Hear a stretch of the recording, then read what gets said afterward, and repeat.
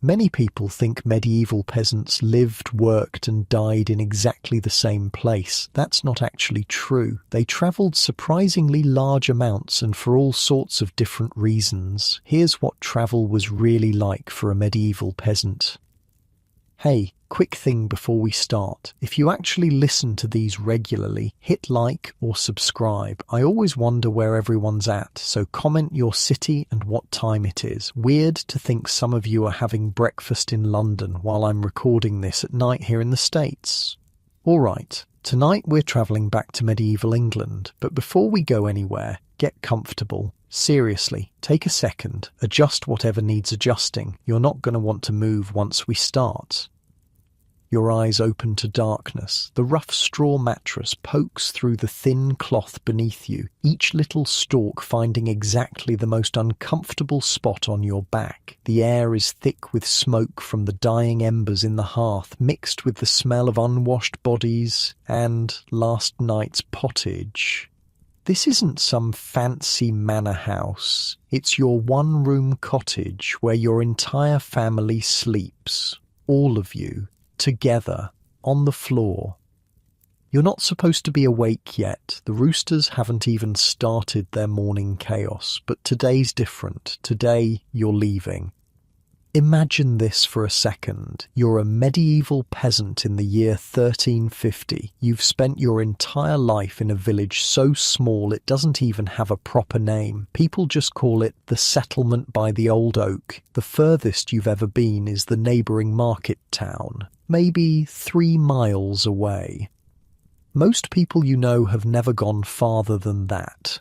Your daily life is planting crops, tending animals, repairing tools, rinse and repeat until you die.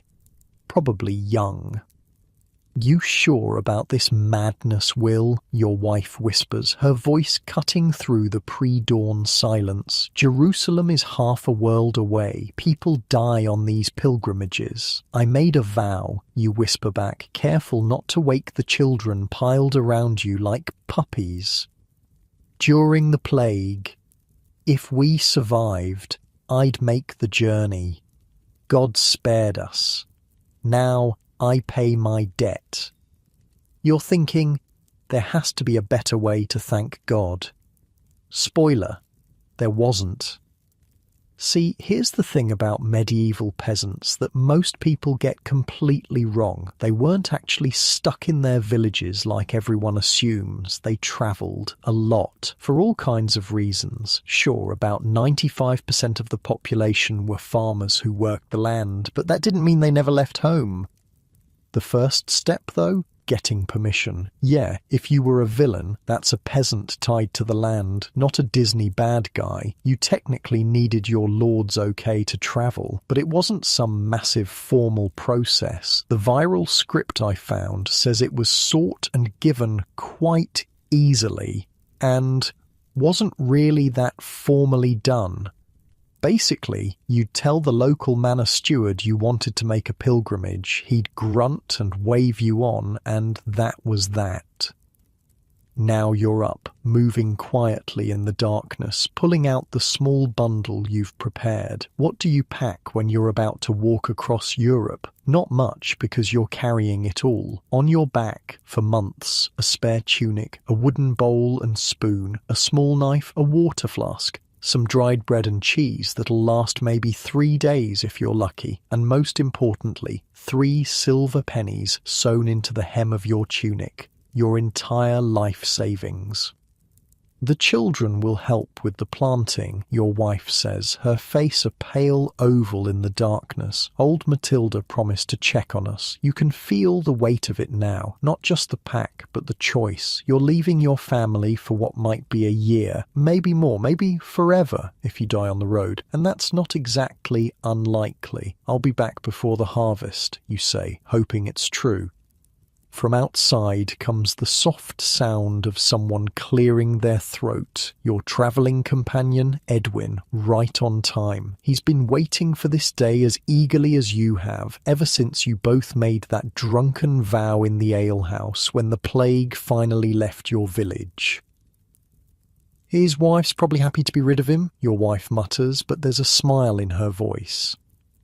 You step outside into the chill morning air. The sky is just turning that deep blue that comes before sunrise. Edwin's breath makes clouds in the cold. Ready to see the world, Will? He grins, leaning on his walking staff. He's got a proper pilgrim's hat with a wide brim and a cloak that looks almost new. As ready as I'll ever be, you say, giving your home one last look. Hold up. Let me paint you a picture of what these guys are carrying, because this isn't your REI ultralight backpacking setup. Medieval travellers, especially pilgrims, had a specific look. You'd have a staff, basically a walking stick, but also handy for defending yourself. You'd wear a scrip, a small bag tied at your waist for food and essentials. If you were officially a pilgrim, you might sew a cross onto your clothes, maybe a broad-brimmed hat to keep off rain and sun. And when you returned, you'd proudly wear a badge or trinket from the shrine you visited, like a medieval, I went to Jerusalem and all I got was this lousy badge souvenir. The two of you set off down the rutted dirt path that leads away from the village. The first birds are starting to sing, and there's a hint of pink on the horizon. Your boots, really just shaped leather wrapped around your feet, crunch on the frozen mud. It's early spring, the worst possible time to travel because the roads turn to soup when the ground thaws, but you need to leave now to have any hope of returning before winter. Oh, and medieval roads, not what you're picturing, like, at all.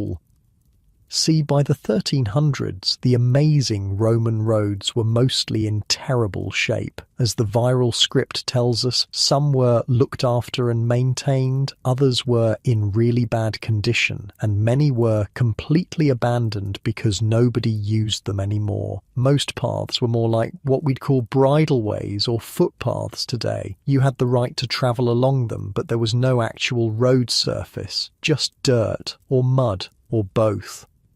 The first mile is easy. You know this path like you know your own hands, but then you reach the fork where one path leads to the market town and the other, well, you've never actually taken it before. This is already farther than most of your neighbours will ever venture.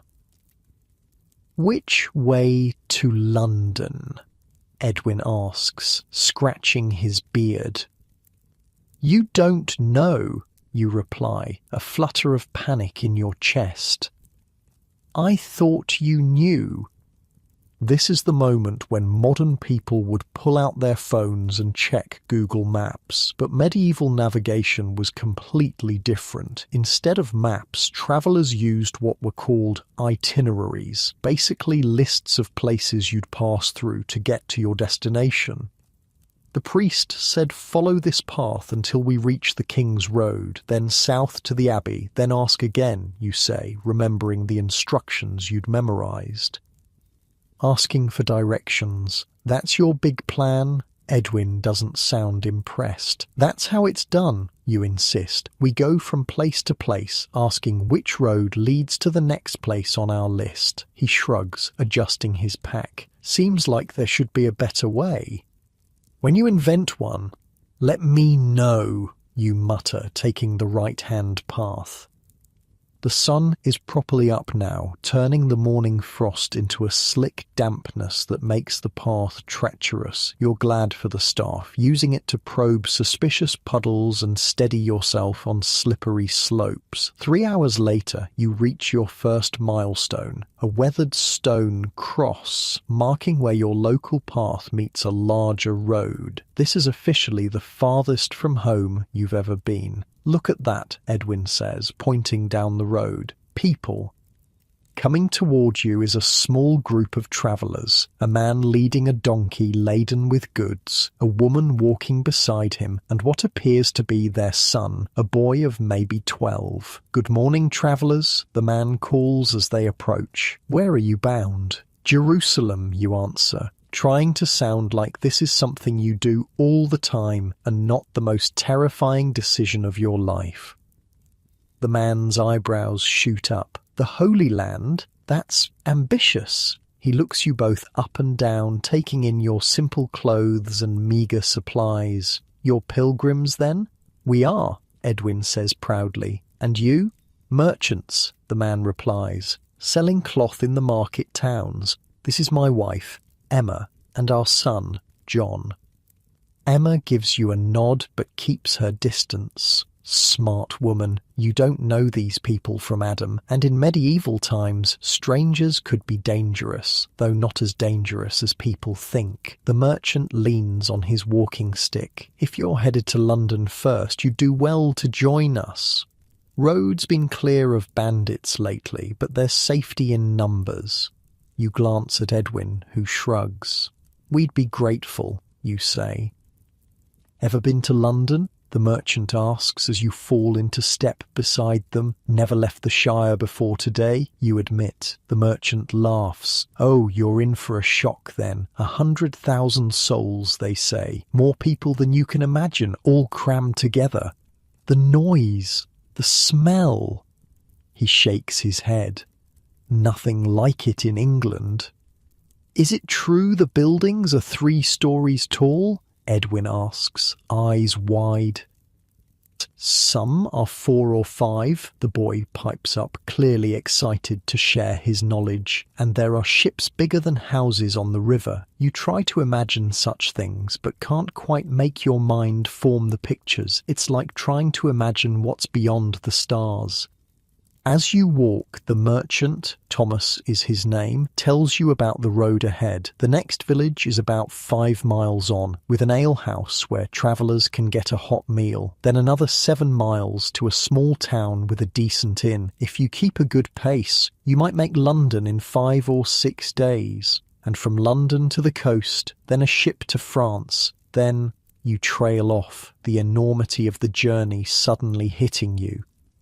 Or 1 step at a time, Thomas says kindly. That's how all journeys work. Just focus on reaching the next village for now. The day wears on, and you quickly discover that walking from sunrise to sunset is nothing like working your fields. Different muscles ache, different blisters form. By midday, you're already wondering if you've made a terrible mistake. Then it starts to rain. Not a gentle spring shower, but a proper downpour that turns the road into a muddy river within minutes. Your cloak provides some protection, but soon water is running down your neck and your boots are soaked through. Joys of travel, Thomas shouts over the drumming rain, seemingly unbothered. His family quickly produces oiled cloth hoods that keep the worst of it off. The road becomes a nightmare, a churned-up mess of mud so deep it sometimes reaches your ankles. At one point you come to a section where the entire path has become what the viral script calls a vast lake of mud. It's completely impassable. Now what? You ask, staring at the mud lake. Thomas doesn't hesitate. He turns and leads his donkey straight through a farmer's field, trampling a path through the young wheat. We can't do that, you gasp, scandalized. That's someone's crop.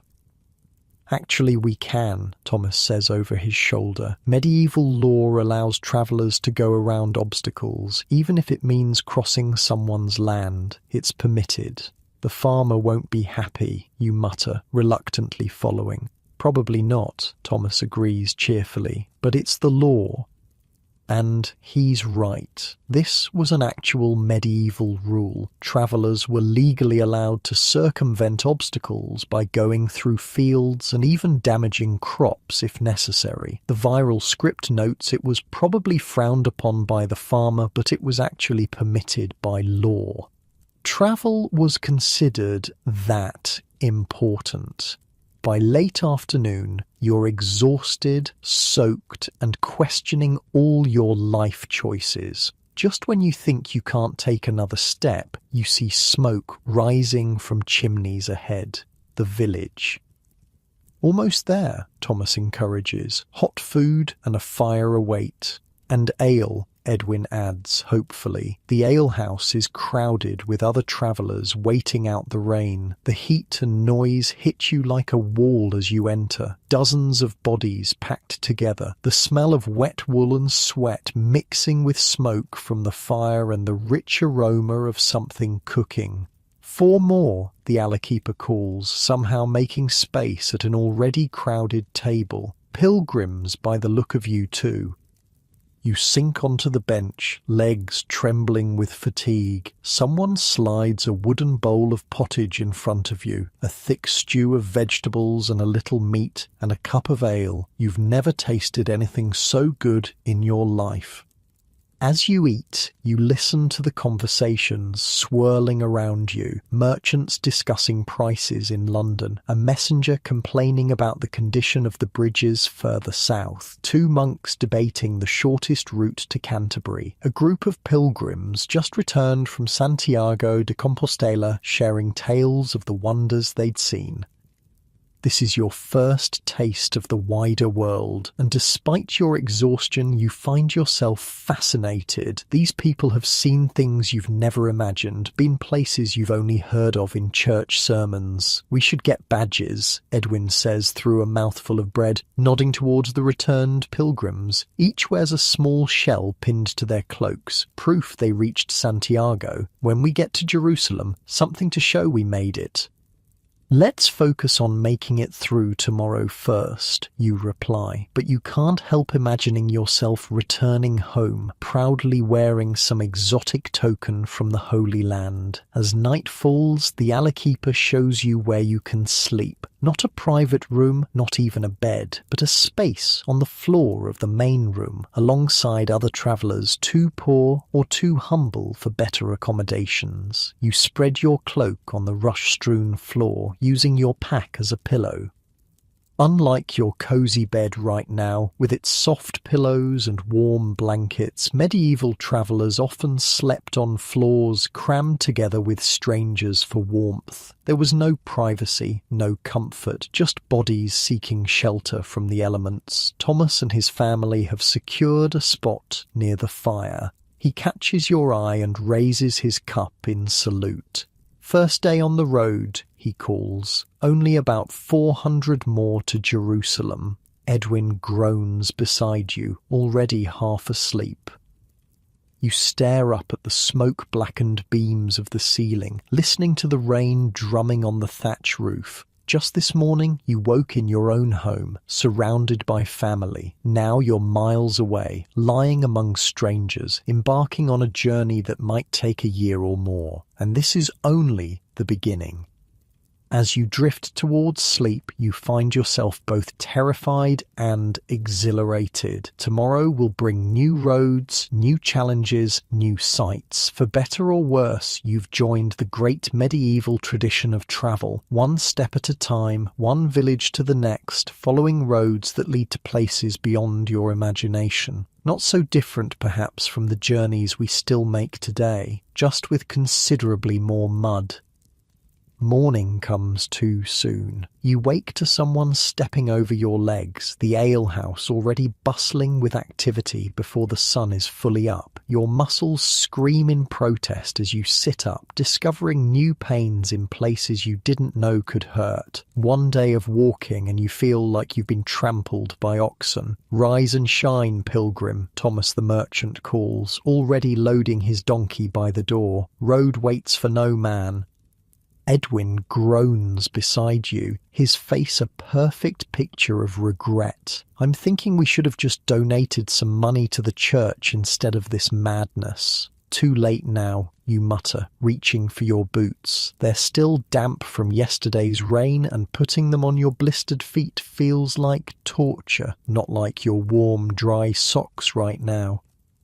The morning is crisp and clear, a welcome change from yesterday's downpour. After a breakfast of thin porridge, you set out again with Thomas's family. The muddy road has partially frozen overnight, creating treacherous ridges that threaten to turn an ankle with each step. What's that ahead? Edwin asks, squinting at the horizon where something straight and raised cuts across the landscape. Ah, Thomas sounds excited. We're coming to one of the old Roman roads. Built properly, those were. And he's right. As you approach, the difference is striking. Ahead stretches a raised road paved with fitted stones, running straight as an arrow toward the horizon. After a day of trudging through muddy tracks, it looks like a highway to heaven. Sweet mercy, Edwin breathes as you step onto the paved surface. This is amazing.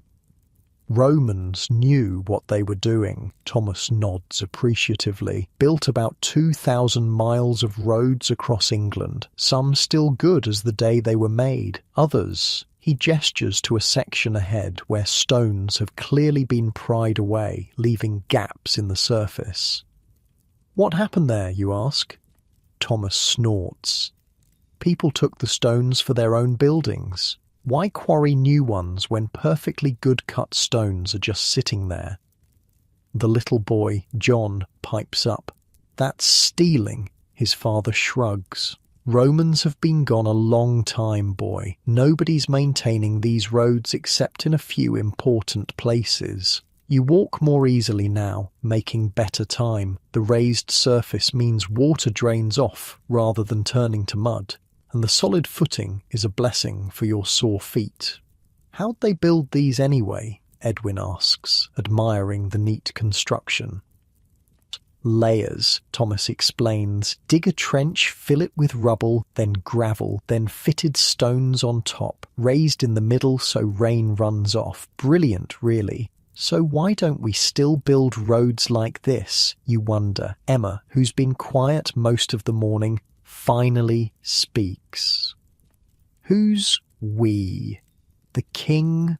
Lords? Neither has money to spend on roads when there are wars to fight. Merchants? We don't own the land. The church? They're busy building cathedrals. She has a point. In medieval England, there was no Department of Transportation, no taxes collected specifically for road maintenance. Most paths existed simply because people used them enough to wear away the grass, and they remained as rough tracks unless a local lord or abbey had specific reason to improve them. Around midday, the Roman road you've been following simply ends. The neat paved surface stops abruptly, giving way to an ordinary dirt track that winds through a small wood. What happened? Edwin asks, staring at the transition in dismay. Probably ran out of money, Thomas says with a shrug. Or maybe it goes somewhere nobody wants to go anymore. Towns rise and fall, roads follow the people, not the other way around. The dirt track is a rude awakening after the comfort of the Roman road. It twists and turns, following the natural contours of the land rather than cutting straight through. In some places, it's barely wide enough for two people to walk side by side. Damn it, Thomas suddenly shouts, bringing the group to a halt. Ahead, a massive oak has fallen across the path, completely blocking the way. Now what? You ask, remembering yesterday's detour through the farmer's field. Thomas studies the surroundings. On one side of the path is a steep slope, impossible to navigate with the donkey. On the other, dense undergrowth would need to be hacked through. Neither option looks promising. We backtrack, he sighs. Find another way. You stare at him in disbelief. Backtrack? How far? Mile? Maybe 2. There was a fork a ways back. Edwin curses under his breath, and you can't blame him. Every step is precious when you're walking all the way to Jerusalem. Wait, Emma says suddenly. John, climb that tree and look ahead. See if the path clears beyond the fallen oak. The boy scrambles up a nearby tree with the ease of youth, disappearing into the branches. A moment later, his voice floats down. There's a big clearing just past the tree, and I think I see houses. Thomas's face brightens. A village? We must be closer than I thought. But how do we get around this? You ask, gesturing at the massive trunk. We could try going through, John suggests, dropping down from the tree. Through? Edwin echoes. Look, the boy points to the tangle of branches. There's a gap between those big limbs. If we break off some of the smaller branches, we might squeeze past. You all examine the spot he's indicating. It would be tight, especially for the donkey, but not impossible. Worth a try, Thomas decides. Better than backtracking. For the next hour, you all work together, breaking and clearing branches until there's a narrow passage through the fallen tree. Getting the reluctant donkey through proves to be a challenge involving much pushing from behind you and coaxing from the front, Thomas, but eventually you all make it to the other side. True to John's word, the path soon opens into a clearing, and beyond it, the smoke from cooking fires marks a small village. See? Thomas grins, looking sweaty but triumphant. That's why you bring children when you travel. Sharp eyes, small enough to climb trees, and they don't complain nearly as much as grown men. He gives Edwin a pointed look. I wasn't complaining, Edwin mutters, just expressing concerns. The village is tiny, maybe 20 households clustered around a central well. Dogs bark as you approach and curious faces appear in doorways. Travellers, someone calls, and a round-faced man hurries toward you. Welcome, welcome. Are you staying the night? My brother runs the inn, best beds in the county. It's barely past noon, Thomas points out. Yes, but the next village is a good 12 miles and the road's washed out at the river crossing, the man explains. You'd not make it before dark. Thomas glances at the sky, then at you and Edwin with your obvious exhaustion. Perhaps we should rest here, he suggests. Get an early start tomorrow. You're about to argue 12 more miles seems doable, when the man adds, bridge collapsed last week in the floods. They're rebuilding, but for now it's a long detour to the ford. That settles it. Better to rest and tackle the river crossing fresh in the morning.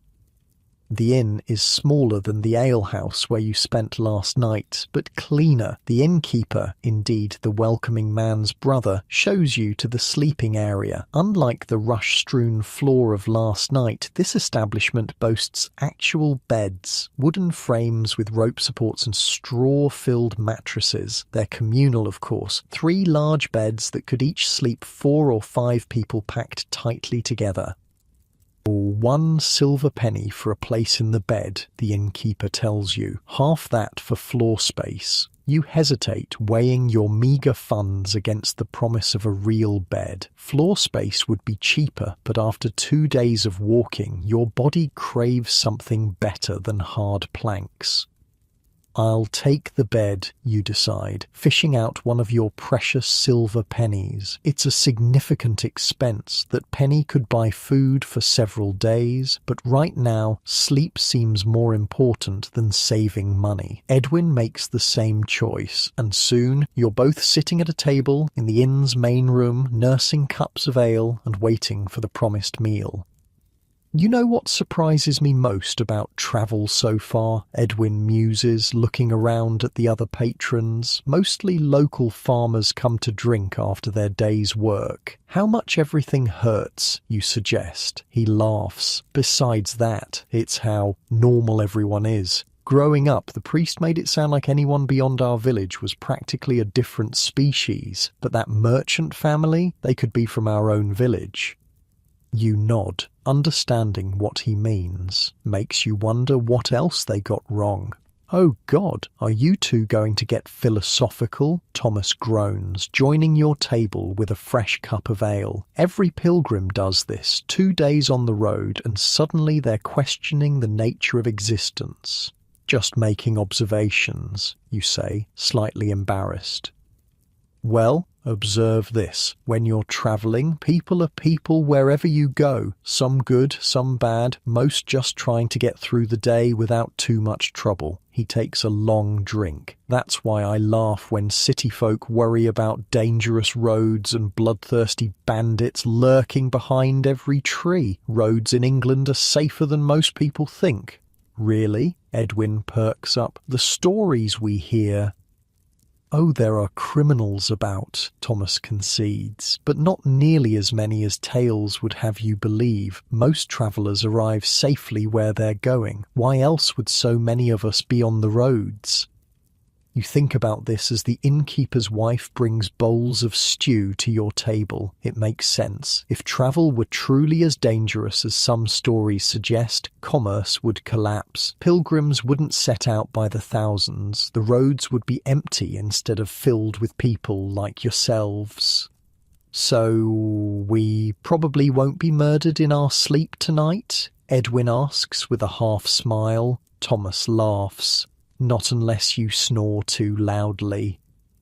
After eating, you step outside to stretch your legs and explore the tiny village. The sun is setting, painting the sky in brilliant oranges and pinks. You find yourself standing by the village's small wooden church, watching as the last light catches on its weathered cross. A sound of footsteps makes you turn. An old man with a staff is making his way toward the church, moving slowly but deliberately. "Good evening," you greet him. He peers at you, eyes narrowing. "You're one of the travellers. Going where?" "Jerusalem," you answer, still feeling a little strange saying it out loud. His eyes widen. "Jerusalem. Now there's ambition. I went to Canterbury once, 30 years ago, still the furthest I've ever been from home." "Was it worth it?" you ask, genuinely curious. "Oh yes." His face softens with memory. The cathedral, like nothing you've ever seen. Taller than the tallest tree, stone that seems to float in air, windows of coloured glass that paint the sunlight itself. He shakes his head in wonder. "Changed how I see the world." "That's what I'm hoping for," you admit, "to see things I can't even imagine." He nods, understanding. "The road teaches you more than any book. Watch for markers, though. Easy to get lost." "Markers?" "Stone crosses, mainly, at important junctions. Some show distances to the next town. Not many, mind you, and far between. But they help." He points with his staff. "From here to London, you'll want to follow the river south until you reach the King's Highway. Look for the stone cross, with 3 notches. That's your turning." You thank him for the advice, realizing this is exactly how medieval navigation worked. Bits of knowledge passed from traveller to traveller, local landmarks, remembered directions. "One more thing," the old man adds as he turns to enter the church. "When you reach the river crossing tomorrow, don't take the ford if the water's high. Wait for the ferry. Costs a penny, but better than drowning." Back at the inn, the main room is now crowded and noisy. A man with a small harp is playing in the corner, and several locals have started dancing. The atmosphere is festive. Apparently, travellers are a welcome diversion in this small village. "Look at that." Edwin nudges you, nodding toward a group near the fire. Several men are hunched over what appears to be a crude map drawn in the rushes on the floor. You move closer, curious. One man, clearly a merchant by his better clothing, is tracing a route with his finger. "Then south through the forest, but mind the marshes here," he's saying. "Lost a whole cart there last spring. Better to go around, even though it adds a day." "Wouldn't the old Roman road be faster?" another asks. The merchant shakes his head. "Collapsed bridge, unless you fancy a swim with all your goods." You listen, fascinated as they discuss various routes, obstacles, places to avoid, good inns to seek out. This is valuable information for any traveller, the kind not found in any book but passed from person to person. When there's a pause in their conversation, you clear your throat. "Pardon me, we're heading to London, then Dover. Any advice?" The merchant looks up, sizing you up. "Pilgrims, eh? Crossing at Dover?" When you nod, he continues, "Road to London's decent enough this time of year, though there's tolls at 3 bridges. From London to Dover, follow the Pilgrim's Way, well-travelled route. Plenty of stopping places." "Tolls?" Edwin asks nervously. "How much?" "Depends who's collecting," the merchant says with a wry smile. "Official rates are halfpenny per person, but some bridge keepers have creative mathematics." Another traveller in the group, a lean man with a weathered face, leans forward. If you're short on coins, there's ways around. Ford at Milner's Bend is passable in fair weather, saves you the bridge toll at West Cross. Or you could do what my old father taught me, adds another with a conspiratorial wink. Approach at dusk when the keeper's preparing his supper. Offer to share news from the road for free passage. Works half the time. You're absorbing this wealth of practical knowledge when Thomas appears at your elbow. Gathering travel tips? He asks, amused. Good, you'll need them when we part ways. Your heart sinks a little at the reminder that your merchant guides won't be with you the whole journey. You're not going to London? Only as far as Guildford, Thomas explains. Our route takes us west from there. Great. Just when you were getting comfortable with the idea of following experienced travellers, you'll be on your own again. Well, you and Edwin, which isn't much better considering neither of you has ever navigated further than the local market town. As the evening wears on, more travellers arrive at the inn, seeking shelter for the night. By the time you're ready for sleep, the main room is crowded with bodies. Merchants, pilgrims, a monk travelling to his new monastery, even a messenger carrying letters from some lord to another. The sleeping arrangements prove interesting. The bed you paid for is already occupied by 2 other travellers, and it seems you're expected to squeeze in alongside them. This wasn't quite what you envisioned when you spent your silver penny. Just like cattle in a pen, Edwin mutters as you arrange yourselves in the bed, everyone fully clothed except for Boots, lying side by side like sardines. Count yourself lucky, Thomas says from the next bed over. In bigger inns, they'd pack 6 or 8 to a bed, and in some places, you sleep in shifts. One group uses the beds while the other group works or travels, then you switch.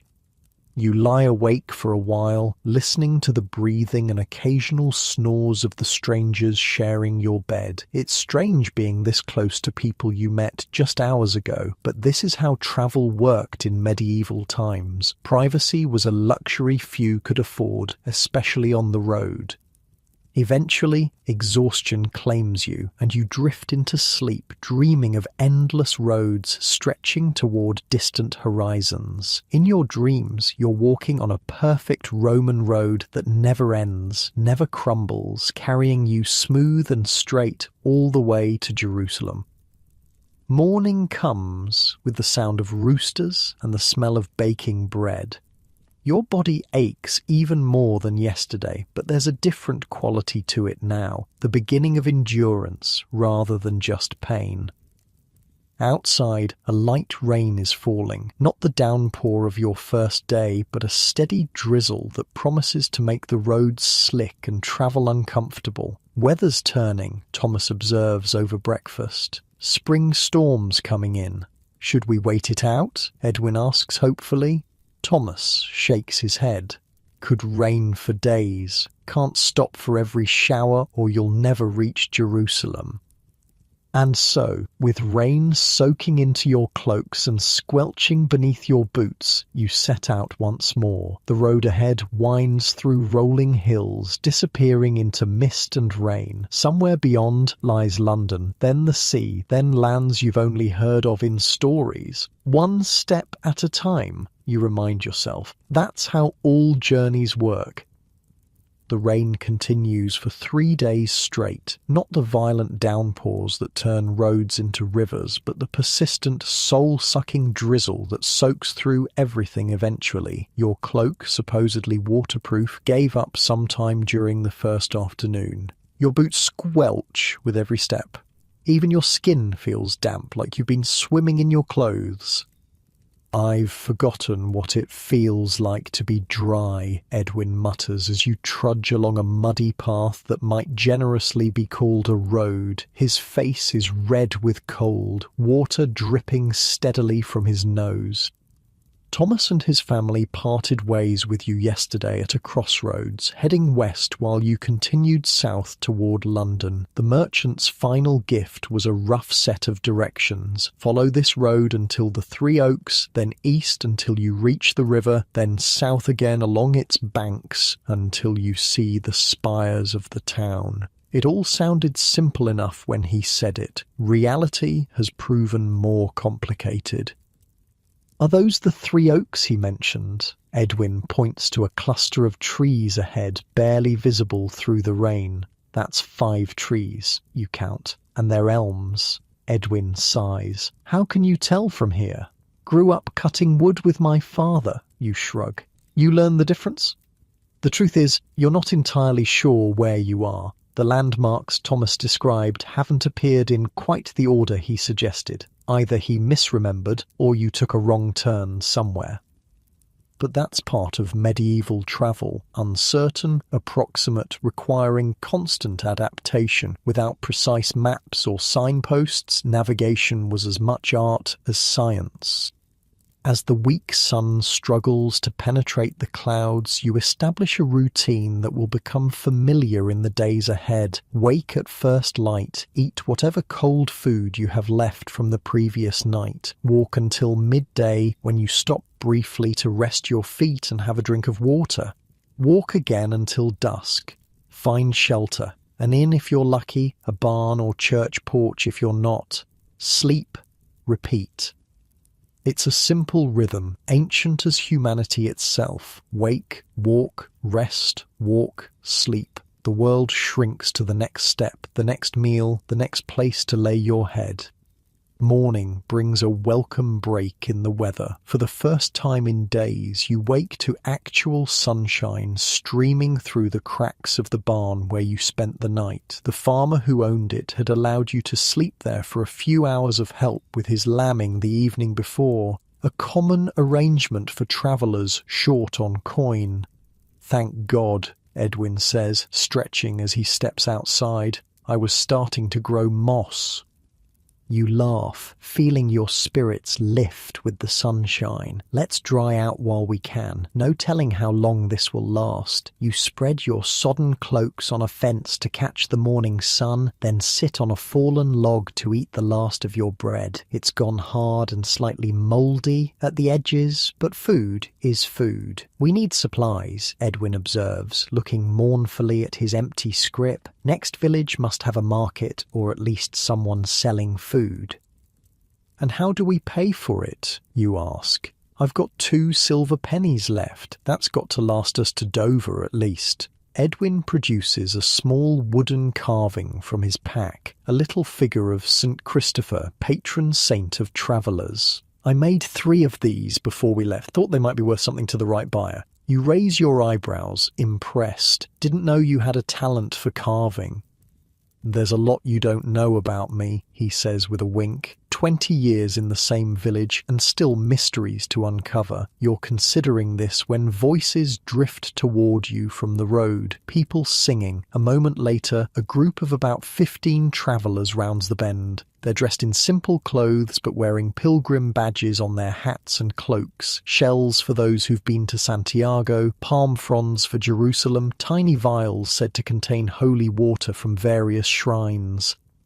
Their leader, a tall man with a salt and pepper beard, raises his staff in greeting. Hail, fellow travellers, where are you bound? Jerusalem, you answer, still feeling a flutter of disbelief when you say it out loud. A ripple of appreciation runs through the group. The Holy Land, a noble destination, the leader says. We're just returning from Canterbury ourselves, Thomas Becket's shrine, most of us anyway. Matilda there's been to Rome. He nods toward an older woman who smiles and touches a badge shaped like crossed keys pinned to her cloak. Jerusalem pilgrims, you say. A burly man steps forward, studying you with interest. Now there's a journey. Been there myself 3 years ago. Changed my life. It did. He thumps his chest. Name's Walter, blacksmith from Norwich. You've actually been to Jerusalem? Edwin asks, awe in his voice. What's it like? Hot, Walter laughs. Dusty, beautiful and terrible all at once. Holy ground for certain, but getting there. He shakes his head. Not for the faint-hearted. Any advice? You ask eagerly. Join a larger group when you can, like ours. Walter gestures to his companions. Safety in numbers. Learn a few words of different languages. French at least, some Italian if you can, and pack light. Anything you think you need, halve it, then halve it again. You look at your already meagre possessions, wondering what else you could possibly do without. Oh, Walter adds, rummaging in his scrip. One more thing. Take these. He hands you each a small tin badge showing a crude figure of a man with a staff. St. James, protector of pilgrims, got them in Santiago years ago. Might bring you luck. We can't take these, you protest, touched but uncomfortable accepting something valuable from a stranger. Course you can, Walter insists. That's how it works. Someone helped me when I started out. Now I help you. When you meet new pilgrims on your way home from Jerusalem, you'll do the same. You accept the badge, pinning it to your cloak where it catches the sun. A talisman, yes, but also something more practical. A sign to others that you're genuine pilgrims, not just wanderers or thieves.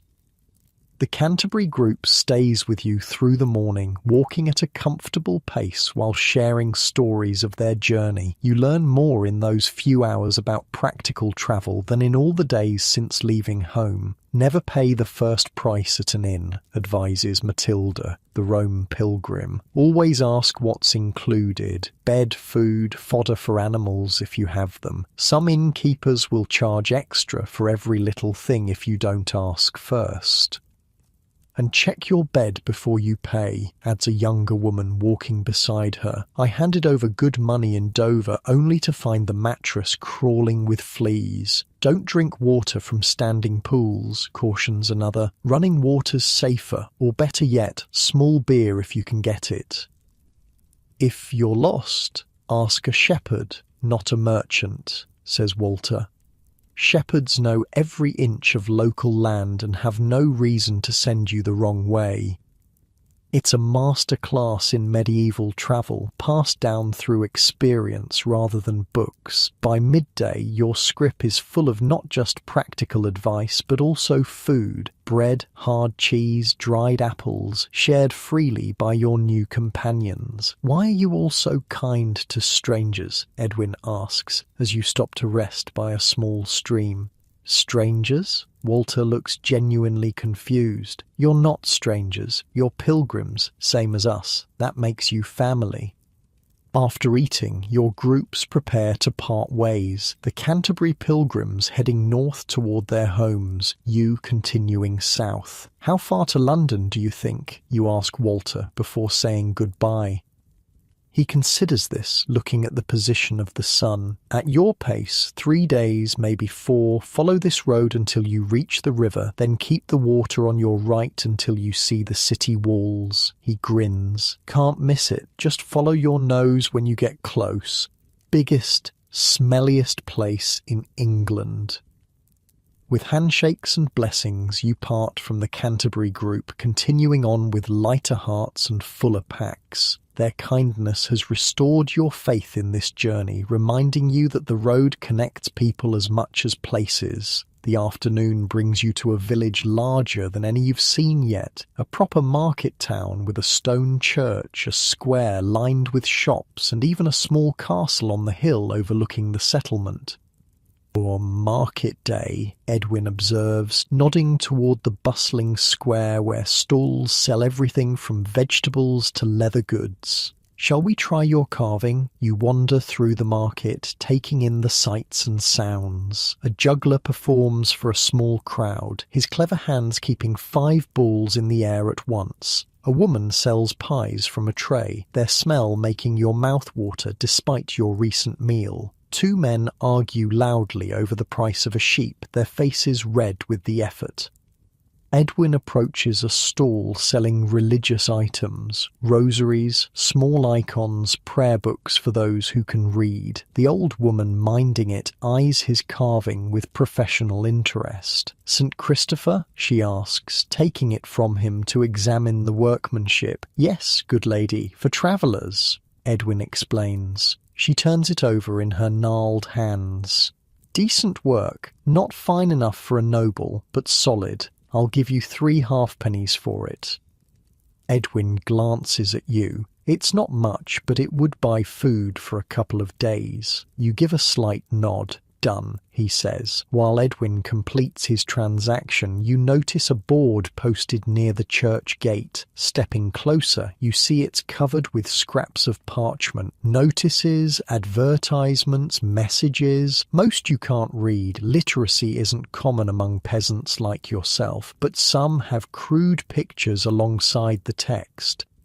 One catches your eye, a drawing of a road with what appears to be a bridge crossed out, then an alternate route marked around it. Even without reading the words, the meaning is clear. A bridge is down somewhere ahead, and travellers are advised to take a different path. A monk stands nearby, watching you with amusement. "Can you read it?" he asks. You shake your head, embarrassed. "No, Father, but the picture seems clear enough."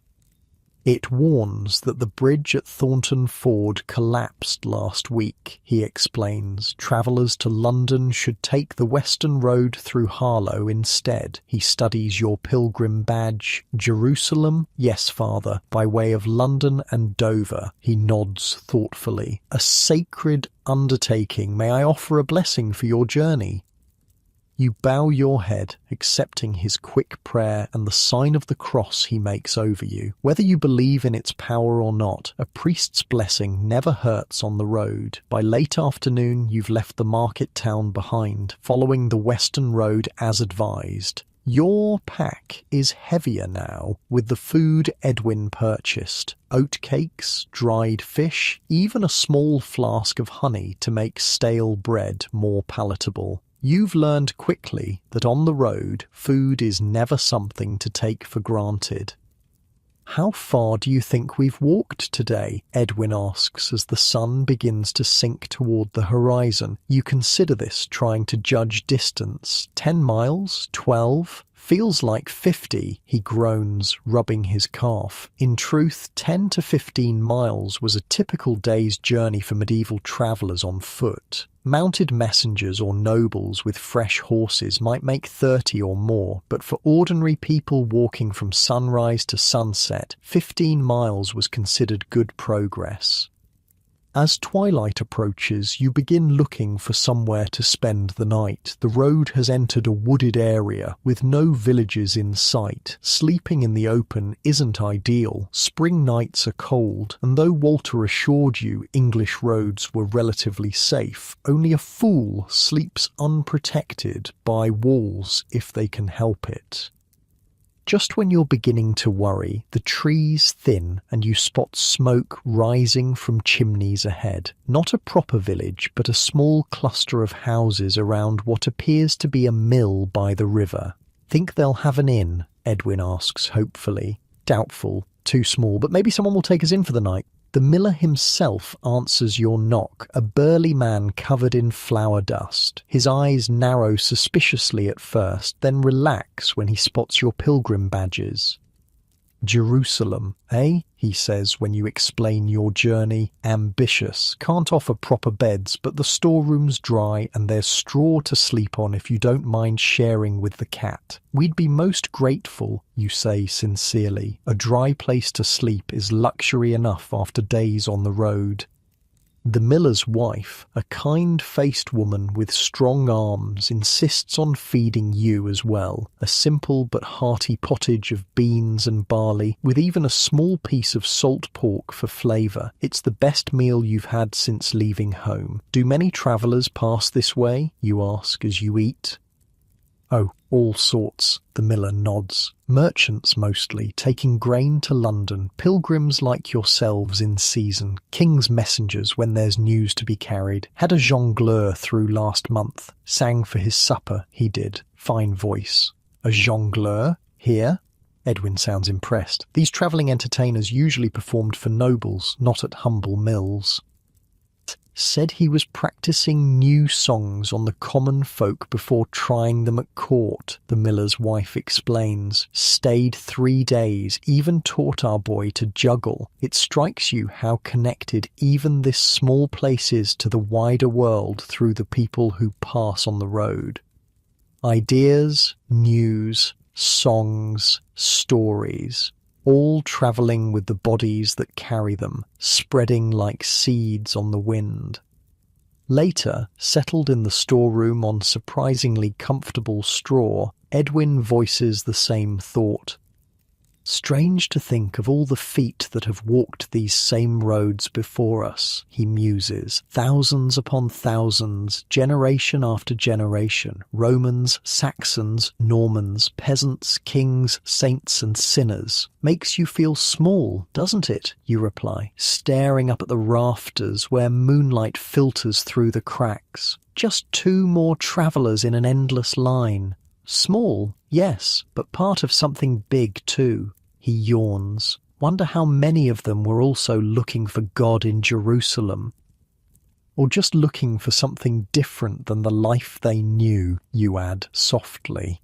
Edwin doesn't respond. His breathing has deepened into sleep, the day's walking having claimed him at last. You lie awake a while longer, listening to the unfamiliar sounds, the creak of the mill wheel, the rustle of mice in the grain sacks, the soft purring of the promised cat who has indeed joined you, curled in a warm ball between your shoulders.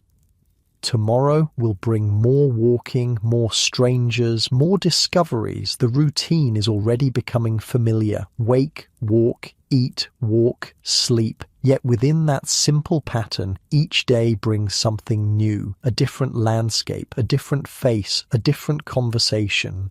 Perhaps that's the real gift of the road, you think as sleep finally claims you.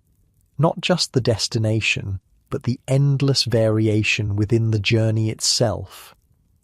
Morning comes with the crowing of the miller's roosters and the smell of fresh bread. You wake stiff but rested, your body slowly adapting to this new life of constant movement. The cat is gone, but has left a dead mouse by your pack, a gift or a payment for sharing her space? You're not sure which.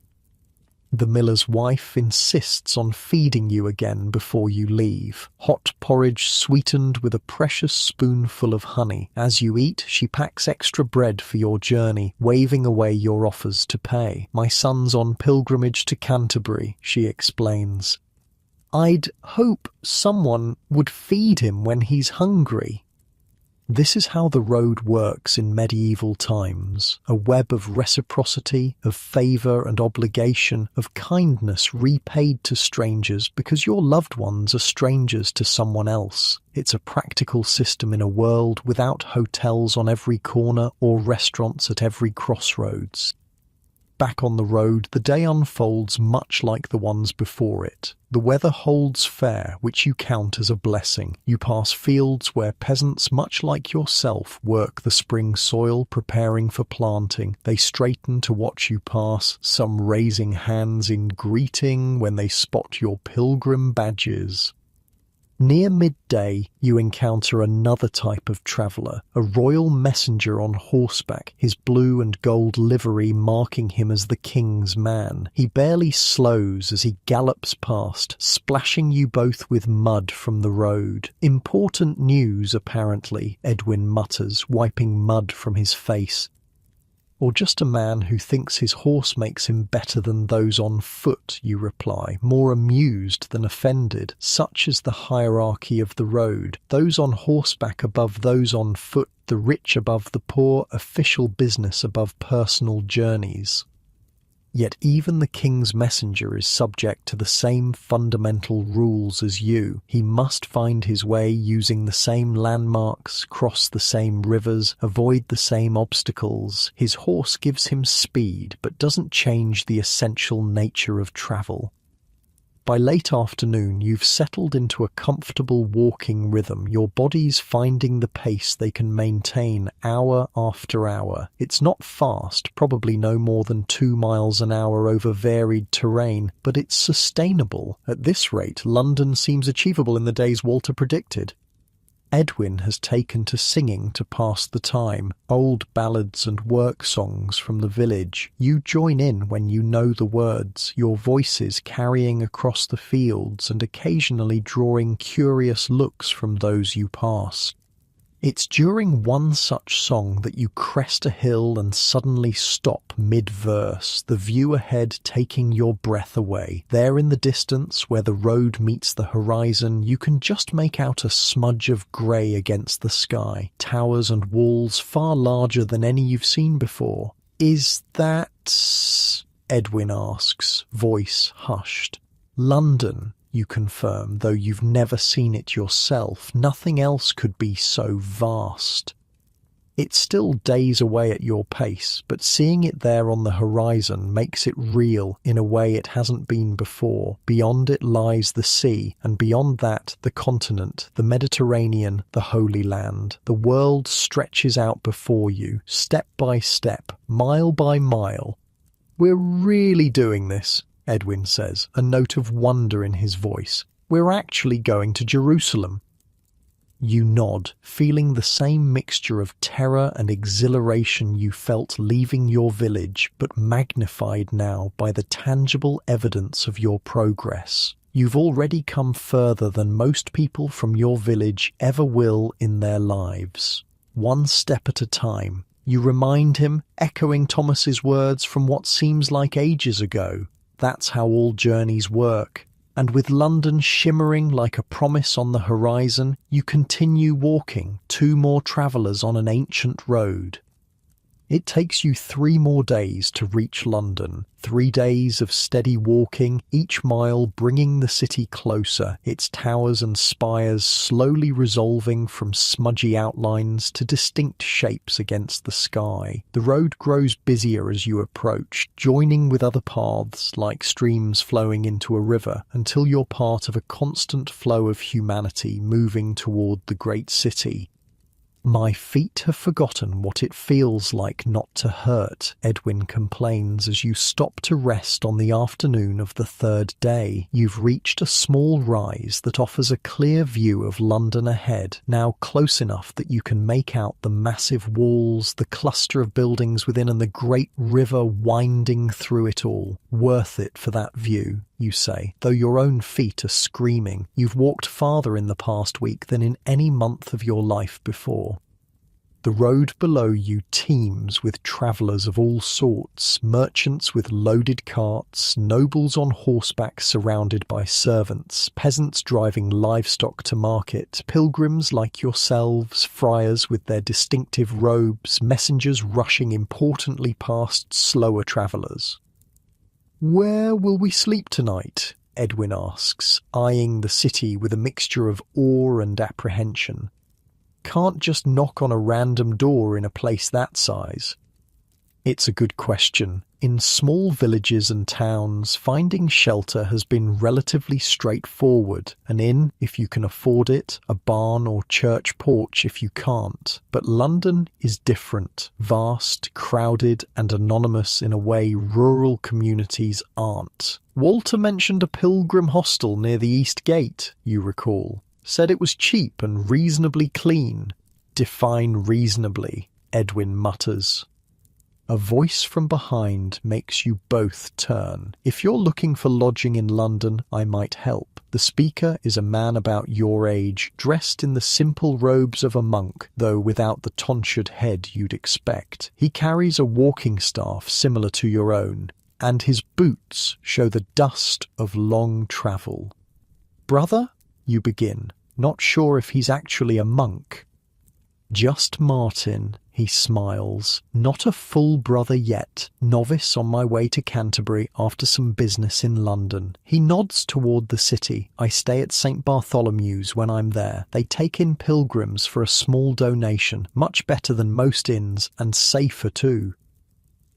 We'd be grateful for directions, you say. Martin falls into step beside you as you continue down the road. He's good company, talkative without being overwhelming and full of practical knowledge about London.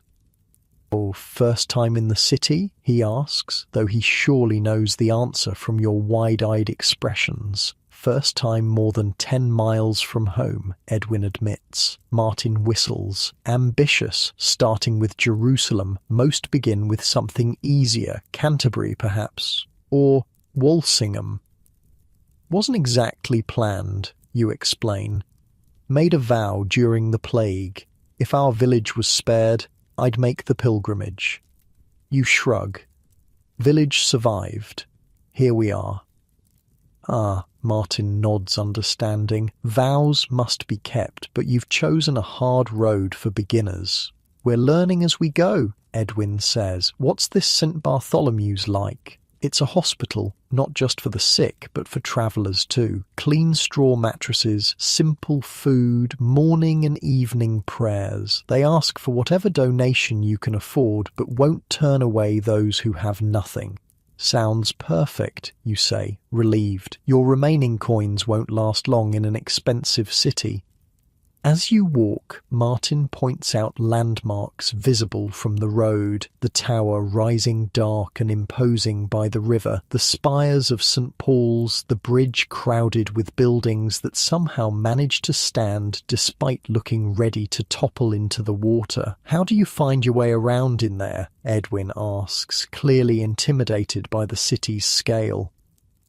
"Same as on the open road," Martin replies. "Landmarks. The main streets follow old Roman roads, straight when everything else twists and turns. Churches make good reference points. Everyone knows where they are, and if you're truly lost, follow the river. It'll orient you eventually." By the time you reach the city gates, the sun is getting low. Martin leads you confidently through the press of people entering the city before the gates close for the night. You stay close behind him, overwhelmed by the noise, the smells, the sheer number of people packed into the streets. "Keep your hands on your packs," Martin advises without turning around. Cut purses love distracted travellers. You clutch your meagre possessions tighter, suddenly aware of how vulnerable you are in this strange environment. The streets narrow as you enter the city proper, buildings leaning toward each other overhead until they almost touch, blocking much of the fading light. The road beneath your feet is no longer dirt, but worn cobblestones slick with substances you'd rather not identify. The smell hits you like a physical force. Human waste, rotting food, tanning leather, smoke, sweat, animals, all concentrated by the close quarters. Edwin gags slightly beside you. "You get used to it," Martin assures him, looking amused. "Breathe through your mouth until then." After several twisting turns that leave you completely disoriented, Martin stops before a large stone building with an arched entrance. A small cross above the door identifies it as a religious establishment. "St. Bartholomew's," he announces. "You're home for tonight, God willing." Inside, you're greeted by a brother in a simple black habit who looks you over with practiced efficiency. "Pilgrims?" he asks, noting your badges. "To Jerusalem," Martin answers for you. "They'll need lodging for the night, perhaps longer?" The brother nods. "We have space. 2 silver pennies each would be the usual donation, but give what you can." He eyes your trail-worn appearance with sympathy. "If you're willing to help serve the evening meal, we could reduce that." "We'd be happy to help," you say quickly, thinking of your dwindling funds. "Excellent. Brother Thomas will show you where to put your things." He indicates another monk waiting nearby. Vespers in 1 hour, then the evening meal. Martin bids you farewell, promising to look for you in the morning before he continues his journey. You follow Brother Thomas through stone corridors that feel blessedly cool after days on the hot road. The pilgrim dormitory is a long room with straw mattresses laid out in neat rows on the floor. Simple woolen blankets are folded at the foot of each. The room is mostly empty now, with just a few other travellers sorting through their packs or resting. Not exactly private accommodations, Edwin murmurs as Brother Thomas leaves you to settle in. Better than some places we've stayed, you point out. Remember that inn where we shared a bed with those 3 merchants? At least here we each get our own mattress. This is luxury by medieval travelling standards. Clean straw, a roof that doesn't leak, walls to keep out the wind, and relative safety from thieves. For 2 silver pennies, or less with your work arrangement, it's a bargain in an expensive city. After stowing your packs, you help in the kitchen as promised, chopping vegetables for a simple pottage and carrying water from the well in the courtyard. The work is familiar and almost comforting after days of new experiences. The evening meal is served in a large refectory. Travellers sit at long tables alongside the brothers of the hospital, and you realise with surprise patients well enough to leave their beds. It's a diverse gathering. Pilgrims from across England and beyond, merchants resting between journeys, poor scholars, even a knight and his squire who've donated more substantially for a private room elsewhere in the complex. "Where are you coming from?" asks the man beside you, spooning up pottage. His accent marks him as northern, perhaps from York. "Village near Winchester," you answer. "You?" "Durham. Been on the road 3 weeks." He glances at your pilgrim badge. "Jerusalem, eh? Bold choice." "I'm just headed to Canterbury, then home." Conversation flows easily around the table, travellers exchanging stories and advice. You learn more about the road ahead in that one meal than you could have from any single source. Which ports have the most reliable ships to France? Which routes across the continent are safest? What documents you might need at certain borders? How to say basic phrases in languages you've never heard. It strikes you that this is how knowledge travels in the medieval world, not primarily through books or maps, but through people talking to people, experience shared directly from one traveller to the next. After the meal, many travellers gather in a small courtyard where benches offer a place to sit and digest. The knight you noticed earlier is holding court, describing his time in the Holy Land with grand gestures.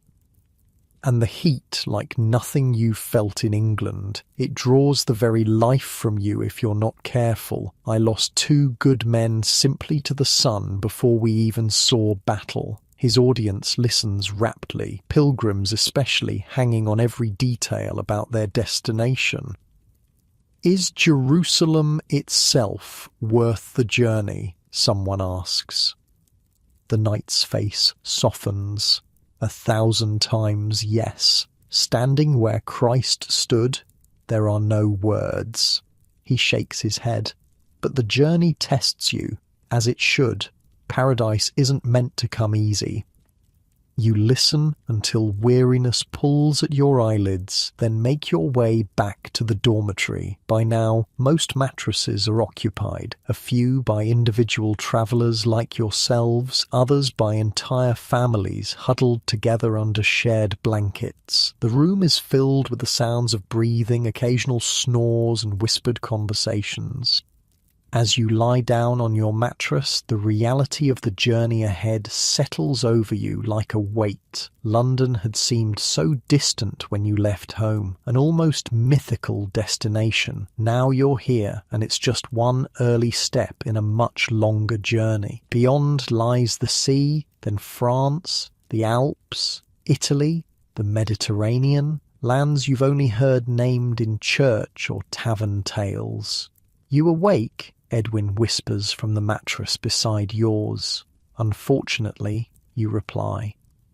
Do you think we'll make it all the way to Jerusalem? You consider this? Honestly, I don't know, but we've made it this far when neither of us had ever left the Shire before. That counts for something. He's quiet for a moment. I had no idea the world was so big, or that there were so many different kinds of people in it.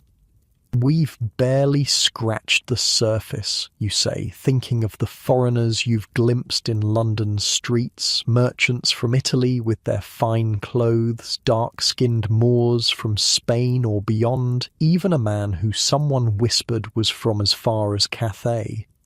Makes our village seem very small, Edwin muses. It is very small, you point out. True, he shifts on his mattress, but it's still home. You fall asleep to the sounds of strangers breathing, dreaming of distant shores. Morning comes with the ringing of bells calling the brothers to prayer. The dormitory stirs to life, travellers gathering their belongings and preparing for another day on the road or in the city. Over a breakfast of bread and thin ale, Martin finds you as promised. How did you sleep? He asks, breaking his bread into careful pieces. Better than on the road, you admit, though the man next to me snored like an angry bull. Martin laughs. That's why I always carry these. He produces small plugs of wax from his scrip. Block out most noises when you need to sleep. Learned that trick my first month as a novice. Monastery dormitories are no quieter. Wish I'd known that earlier, Edwin mutters. Planning to stay another night? Martin asks. You look at Edwin, considering. Probably. Need to find out about ships to France, maybe get some supplies. Good thinking, Martin nods. Don't rush off without proper information. Too many pilgrims hurry from one place to the next without taking time to prepare. After breakfast, you help clean the refectory as payment for your reduced lodging fee, then set out to explore London. Martin provides basic directions before leaving for Canterbury. How to find your way back to St. Bartholomew's, which areas to avoid, where to find ships bound for France.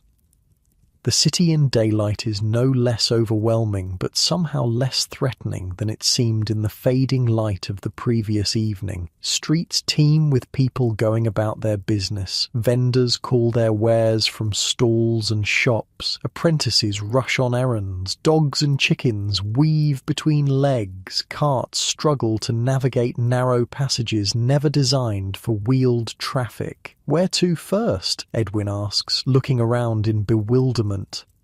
The river, you decide, remembering Martin's advice about using it to orient yourself. Then the docks to ask about ships. Finding the Thames isn't difficult. You simply follow the general slope of the land downward until the great river appears, wide and brown, crowded with boats of all sizes. The docks are a chaotic scene of loading and unloading, sailors shouting in multiple languages, merchants arguing over prices, customs officials checking cargoes.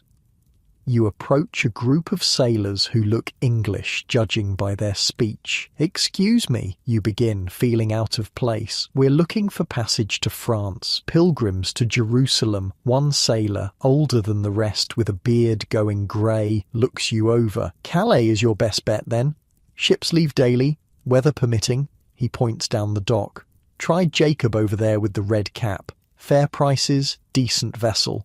Tell him Watt sent you."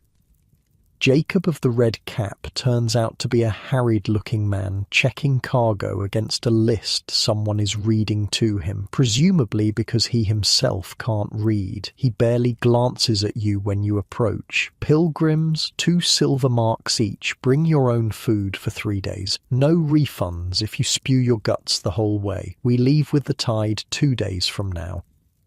The price makes your heart sink. 2 marks is far more than you have. "Is there a cheaper option?" you ask. "Perhaps working for passage?" Jacob snorts. "You farmers?" What do you know of ships? When you don't deny it, he shakes his head. Thought so. I need sailors, not seasick pilgrims cluttering my deck. Try the pilgrim ships further down. They sometimes take workers.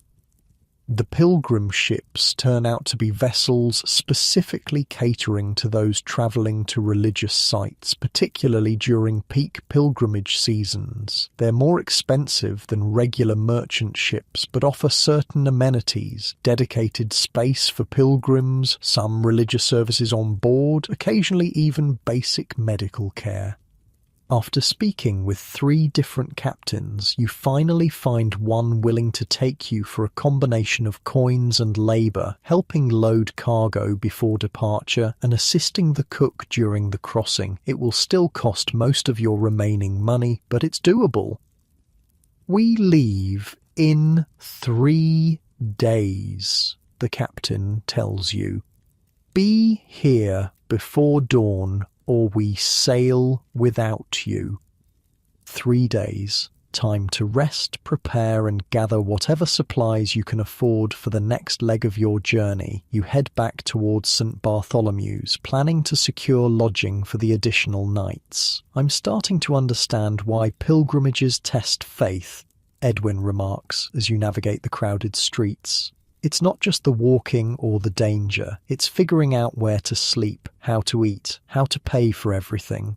The practical side of devotion, you agree. Back at St. Bartholomew's, you arrange to stay the additional nights, again offering labour in exchange for reduced fees. The brother in charge assigns you to the infirmary, where you'll help tend to the sick each morning before being free to prepare for your departure. That evening, the dormitory fills with new faces. A group of pilgrims just arrived from the north, bound for Canterbury. They're loud and excited, many clearly on their first journey beyond their home villages, just as you were a week ago. Were we that noisy? Edwin whispers as you try to sleep through their animated conversations. Probably, you admit, though I don't remember discussing the shape of the serving girl's ankles quite so enthusiastically. Edwin chuckles. Give them time. A few more days on the road and they'll be too tired to notice much beyond their own blisters. You've changed, you realise. Just a short time travelling has shifted something fundamental in how you see the world and your place in it. The road does that to people. Everyone starts somewhere, wide-eyed and overwhelmed like those new pilgrims or like you were leaving your village. But the journey itself transforms you, step by step, night by night, one bed to the next. As you drift towards sleep, you find yourself actually looking forward to the next stage, crossing the sea, setting foot on foreign soil for the first time, continuing this journey that's already taken you farther than you ever imagined going. The world beyond your village is vast and often bewildering, but you're learning to navigate it, one road, one night's shelter at a time. Your 3 days in London pass in a blur of new experiences. Each morning you work in the hospital's infirmary, changing bandages, feeding those too weak to feed themselves and emptying chamber pots. Humble work, but it pays for your bed and bread. Each afternoon you venture into the city, preparing for the next leg of your journey. On your second day, Edwin nudges you awake before dawn. Come on, he whispers. Today's market day at Smithfield. Everyone says we have to see it. You groan, body still aching from yesterday's work. The ship doesn't leave until tomorrow. Can't we rest? Rest? In London? Edwin looks at you like you've suggested flying to the moon. We might never come back here. Don't you want to see everything we can? He's right, of course. You drag yourself up, splash cold water on your face from the basin, and follow him into the pre-dawn darkness. The streets are already coming alive as you make your way towards Smithfield. Bakers open their shops, the smell of fresh bread making your stomach growl. Apprentices sweep doorsteps, carts rumble toward the market, loaded with goods from the surrounding countryside. Did you ever imagine a place could be so big? Edwin asks, still awestruck by London after 3 days. You could fit our entire village in just a few streets here. And yet people still know each other, you observe, nodding toward a group of women greeting each other familiarly beside a well, just in smaller circles, I suppose. By the time you reach Smithfield, the sun is just breaking over the city walls, illuminating a scene of organised chaos that takes your breath away. The market ground stretches farther than you can see, already crowded with hundreds of people and animals. Stalls and tents create a maze of pathways, each section seemingly dedicated to different goods. Holy Mother of God! Edwin breathes. It's like the whole world is here. A man passing by overhears and laughs. First time at Smithfield? This is nothing. Come back for the Bartholomew Fair in August. Now that's a sight. You've been to village markets and even the occasional fair when travelling merchants passed through your region. But this is commerce on a scale you never imagined. Not just local produce and crafts, but goods from across England and beyond.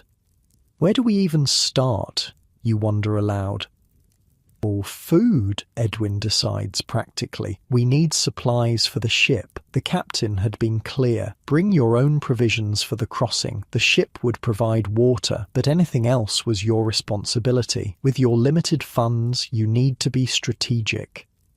You wander into the food section of the market, overwhelmed by the variety. Cheese sellers offer samples of sharp, aged cheddar, so different from the mild cheese made in your village. Bakers display loaves in shapes you've never seen. Butchers hawk meat pies still warm from the oven.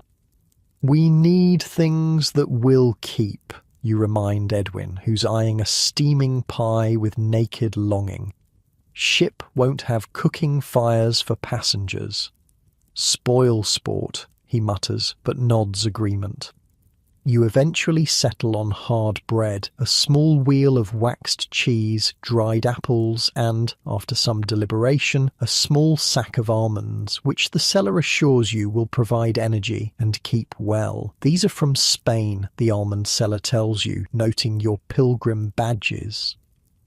You'll see trees full of them when you travel south. It's strange to hold something in your hand that's travelled so far, a small taste of the distant lands you'll soon see yourselves. As you move through the market, the crowd thickens. You pass a section where livestock is being traded, sheep, pigs, chickens, even horses in a separate area where well-dressed men inspect teeth and hooves with critical eyes. Look at those horses, Edwin says wistfully. Imagine making this journey on horseback instead of on foot. Imagine feeding and stabling a horse with what's left of our money. You counter. He sighs. A man can dream. Beyond the livestock, you discover another world entirely. The cloth merchants, bolts of fabric in colours you never knew existed, are displayed in open-fronted stalls. Fine wool from the north, linen from Ireland, and most exotic of all, silk from the Far East, shimmering in the morning light. A woman in a rich merchant's wife's attire runs her fingers over a length of blue silk, her maid standing respectfully behind. How much from Damascus did you say came in on the last ship? She asks the seller. 6 bolts only, madam. The Sultan's new taxes have reduced the trade.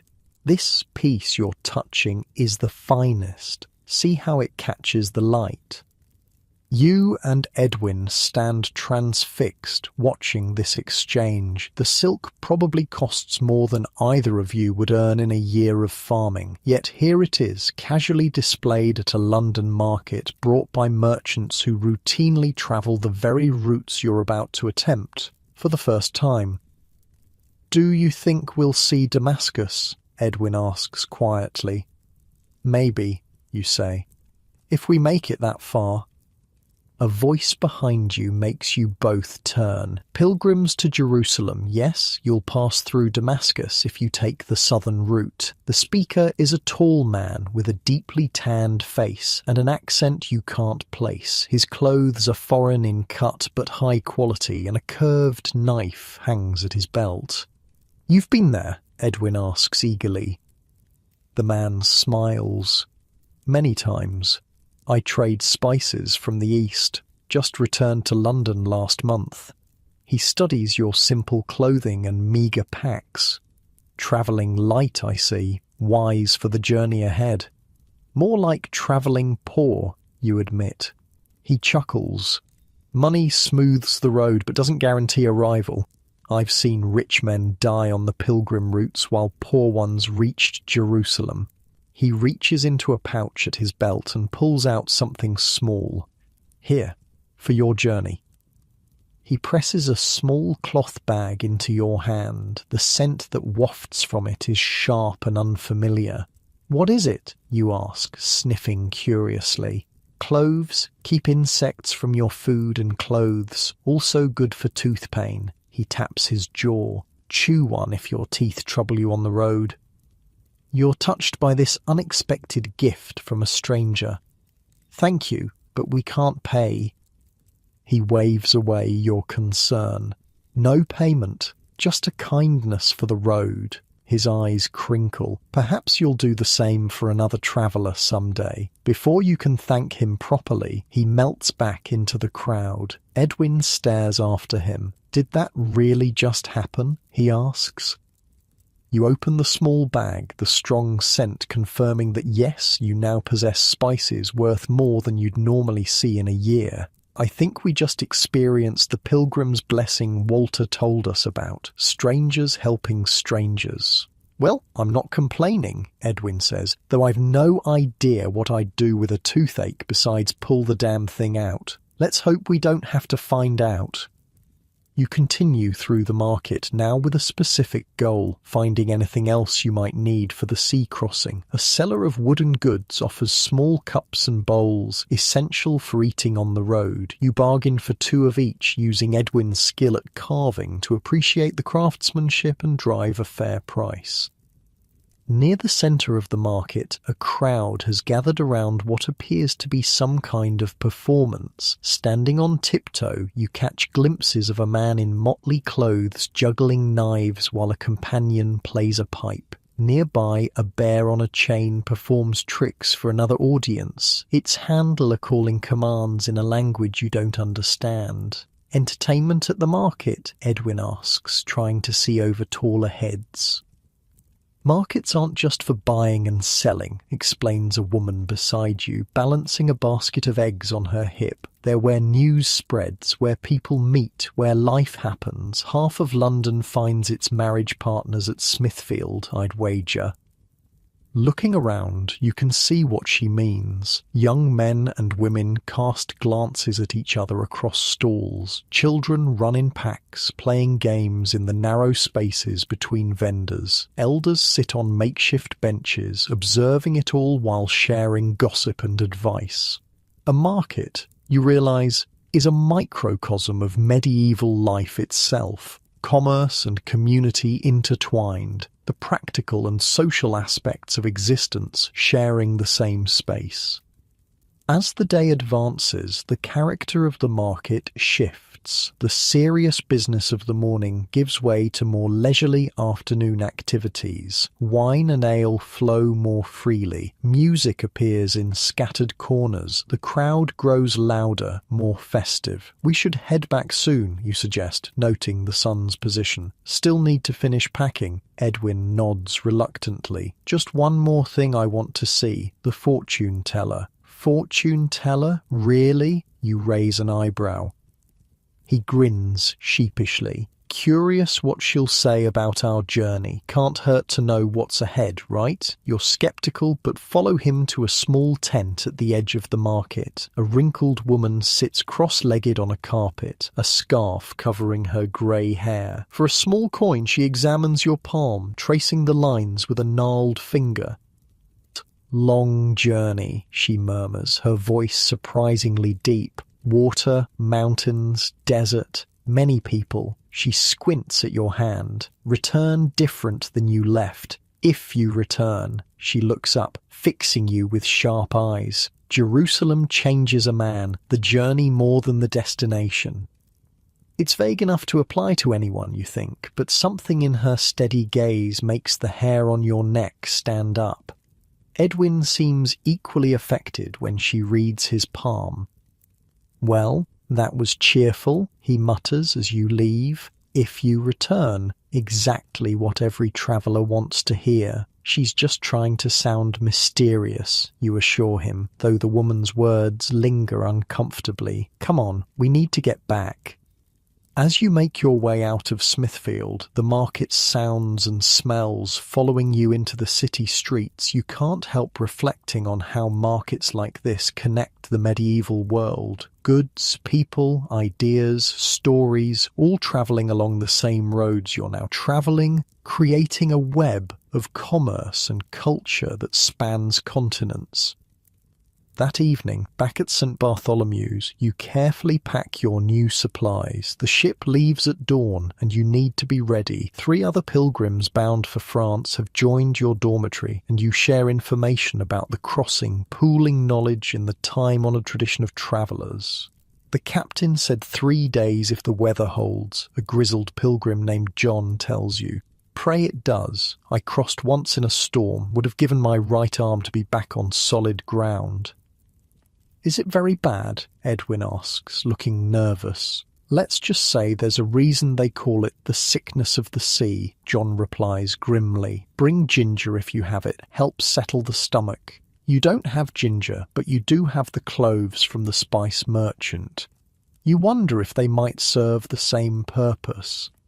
First crossing? Asks another pilgrim, a younger man named Peter who's making his second pilgrimage to Santiago. You both nod. Stay on deck if they'll let you, Peter advises. The air helps. Below decks, the smell alone will turn your stomach.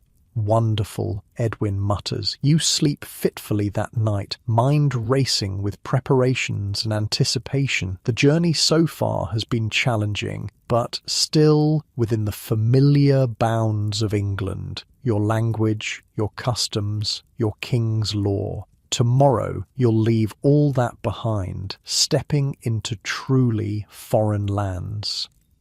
Dawn comes too quickly. You gather your belongings, thank the brothers for their hospitality, and make your way through quiet streets to the docks. The river is shrouded in early morning mist, giving the loading ships an otherworldly appearance as they prepare to depart. Your vessel is smaller than you expected, a chunky, round-bottomed trading ship with a single mast and high sides. Men hurry about the deck, loading last-minute cargo and checking ropes. The captain, a weather-beaten man with a voice like grinding stones, checks names against a crude list, collecting final payments from those who haven't paid in full. On board, he barks when he reaches you. Stow your things below and then report to Martin for your duties. You follow other pilgrims down a narrow ladder into the ship's hold, where space has been cleared among cargo barrels for passengers to sleep. The ceiling is low enough that you must stoop, and the air already smells of unwashed bodies, despite the early hour. Light filters weakly through hatch openings, leaving much of the space in shadow. Cozy, Edwin comments, looking around dubiously. Better than swimming, you reply, finding a relatively clean spot to leave your packs. Back on deck, you locate Martin, the ship's cook, a burly man missing 2 fingers on his left hand. He sets you to work immediately, peeling roots and vegetables for the crew's meal, carrying water, stoking the small fire in the ship's brick hearth. As you work, the ship comes alive around you. Orders are shouted in a sailor's jargon you barely understand. Ropes creak as sails are unfurled. The tide is turning, and with it your ship begins to move, pulled away from the dock by small boats before catching the river current. You and Edwin pause in your tasks, watching as London slowly recedes behind you. The Tower, St. Paul's, the bridge crowded with buildings, landmarks that seemed so permanent, now shrinking with distance. "No turning back now," Edwin says quietly. "No," you agree. "Only forward." The ship makes its way downriver toward the sea, the banks gradually widening, the water becoming more brackish. Other vessels pass going both directions, fishing boats, trading ships, even a magnificent royal barge with colourful pennants flying from its mast. By midday, the river has given way to the open sea, the coastline a distant line to your left. The ship rises and falls with larger swells, a motion entirely different from river travel. Your stomach lurches unpleasantly. "You're looking a bit green," Martin observes with a grin as you return to your kitchen duties. "First time at sea, eh?" You nod, not trusting yourself to speak. "Look at the horizon," he advises. "Not the deck, not the water. The horizon stays put when everything else moves." You try his suggestion, fixing your gaze on the distant meeting of sea and sky. Surprisingly, it helps. Your stomach settles somewhat, though a vague queasiness remains. Edwin is less fortunate. You find him at the rail, empty of everything he's eaten today and possibly several days before. "I'm dying," he groans when you approach. "Just push me overboard and be done with it." Apparently, it gets better after a day or so, you offer, patting his back awkwardly. Your body adjusts. "If I live that long," he moans. The day passes in a blur of work and waves. Most passengers suffer like Edwin, though a few veterans of sea travel move about the deck with steady steps, amused by the plight of first-time sailors. By evening, even the hardiest passengers seek shelter as a light rain begins to fall, driven horizontally by a freshening wind. Night at sea proves to be an eerie experience. The familiar darkness is broken by strange phosphorescent glimmers in the water. The ship's movement seems more pronounced without visual reference points. Sounds are different too. The constant creaking of timbers, the slap of waves against the hull, the snap of canvas as the wind shifts. Sleep comes in fits and starts, your body braced against the rolling motion. Even in slumber, the hold is crowded with miserable passengers, the air thick with the smell of sickness and fear. You chew one of the cloves the spice merchant gave you, its sharp taste providing some relief from the nauseating odours. Morning brings no land in sight, just endless water in all directions. Your seasickness has mostly passed, allowing you to appreciate the strangeness and beauty of this new environment. Seabirds wheel overhead. Once, a group of sleek bodies breaks the surface nearby. Dolphins. A sailor tells you good luck for the voyage. Edwin has survived the night, though he still looks pale and keeps to simple foods, the hard bread and dried fruit from your market purchases. "Never again," he declares weakly. "When we return from Jerusalem, I'm walking around the entire Mediterranean if I have to." You laugh. "That might take years. Better than one more day on this floating torture chamber," he insists. By the third day, land appears on the horizon. The coast of France. The captain orders sails trimmed as you approach the port of Calais, a walled city not unlike London in its general appearance, though obviously smaller. Foreign soil. The reality of it hits you as the ship docks and you prepare to disembark. You've left England behind, its language, its customs, its familiar patterns. Ahead lies true adventure. The gangplank lowers. With wobbly legs and uncertain hearts, you step onto the continent. Pilgrims, still but travellers now in a deeper sense. Strangers in a strange land, carrying only faith, hope, and whatever wisdom the road has taught you so far. Calais hits you like a slap to the face, not because it's so different from England, but because it's so similar, yet subtly wrong. The buildings resemble those in London. The people dress mostly like English folk, but the language washing over you makes no sense at all. a rapid stream of French that might as well be birdsong for all you understand. "Oh, what now?" Edwin asks, looking disoriented as you both stand at the edge of the harbour, packs on your backs. The ship that brought you has already begun unloading cargo, the captain clearly expecting passengers to sort themselves out. "We need to find the Pilgrim Road," you say, remembering advice from travellers back in London. "There's supposed to be a main route that leads south, then east toward Rome, then on to Jerusalem." "And how exactly do we ask for directions?" Edwin gestures at the dock workers shouting in French. "I don't speak a word of whatever that is." You hesitate, realising the enormity of the language barrier for the first time. In England, your accent might have marked you as a provincial, but at least you could make yourself understood. Here, you're completely mute. Look for other pilgrims, you decide, or anyone who might speak English. You don't have to look far, just past the customs house where board officials barely glanced at your pilgrim badges before waving you through. A small group of men and women with staffs and scrips like your own are gathered around an older man who appears to be giving instructions. "Excuse me," you approach cautiously. "Do you speak English?" Several heads turn your way with obvious relief. "English, thank God," says one man about your age. "We were beginning to think we were the only ones." The older man at the centre of the group studies your pilgrim badges.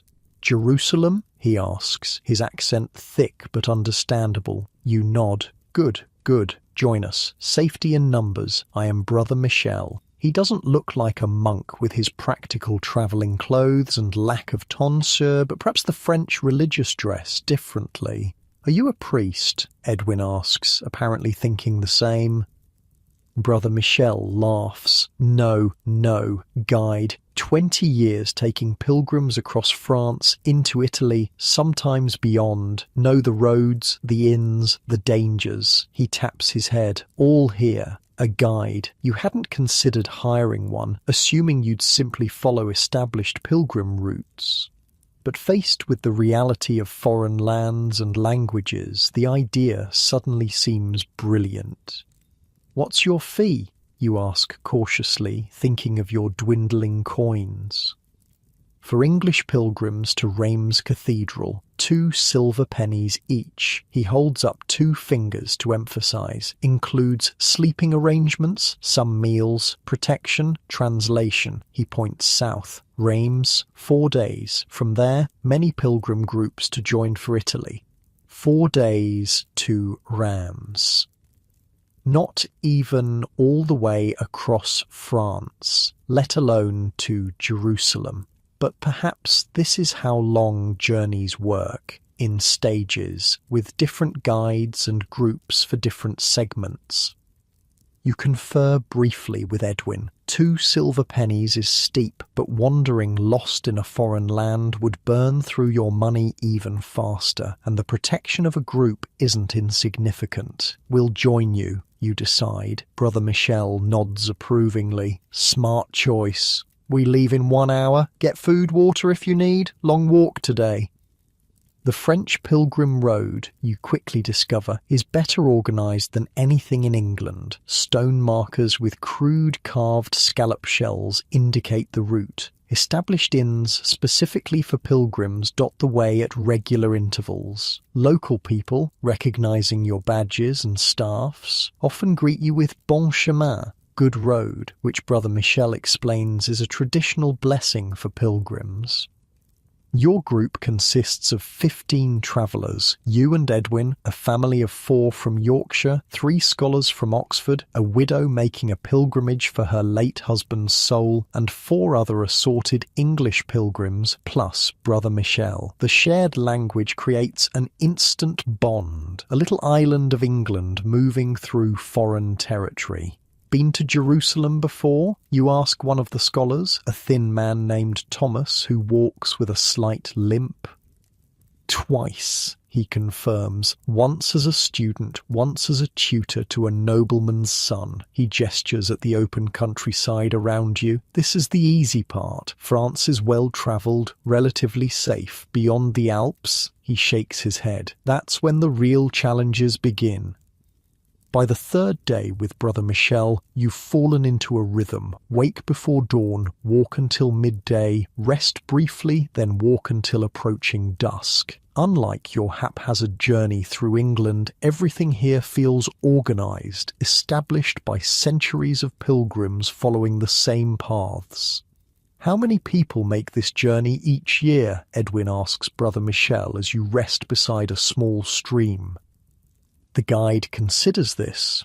To Jerusalem, perhaps a few thousand from all of Europe. To Rome or Santiago, many more. Hundreds of thousands in a good year. The numbers are staggering. You try to imagine hundreds of thousands of people, more than all the villages in your shire combined, all travelling these same roads for faith or obligation or adventure.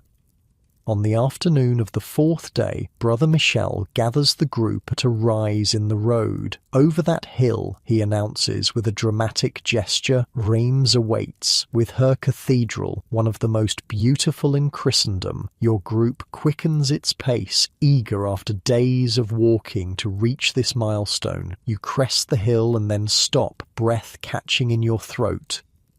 In the distance, rising above a city of stone buildings and tiled roofs, stands something that defies comprehension. Massive twin towers reach toward heaven, flanking a circular window of coloured glass that catches the afternoon sun like a giant jewel. Even from miles away, the cathedral dominates the landscape, making everything around it seem small and temporary.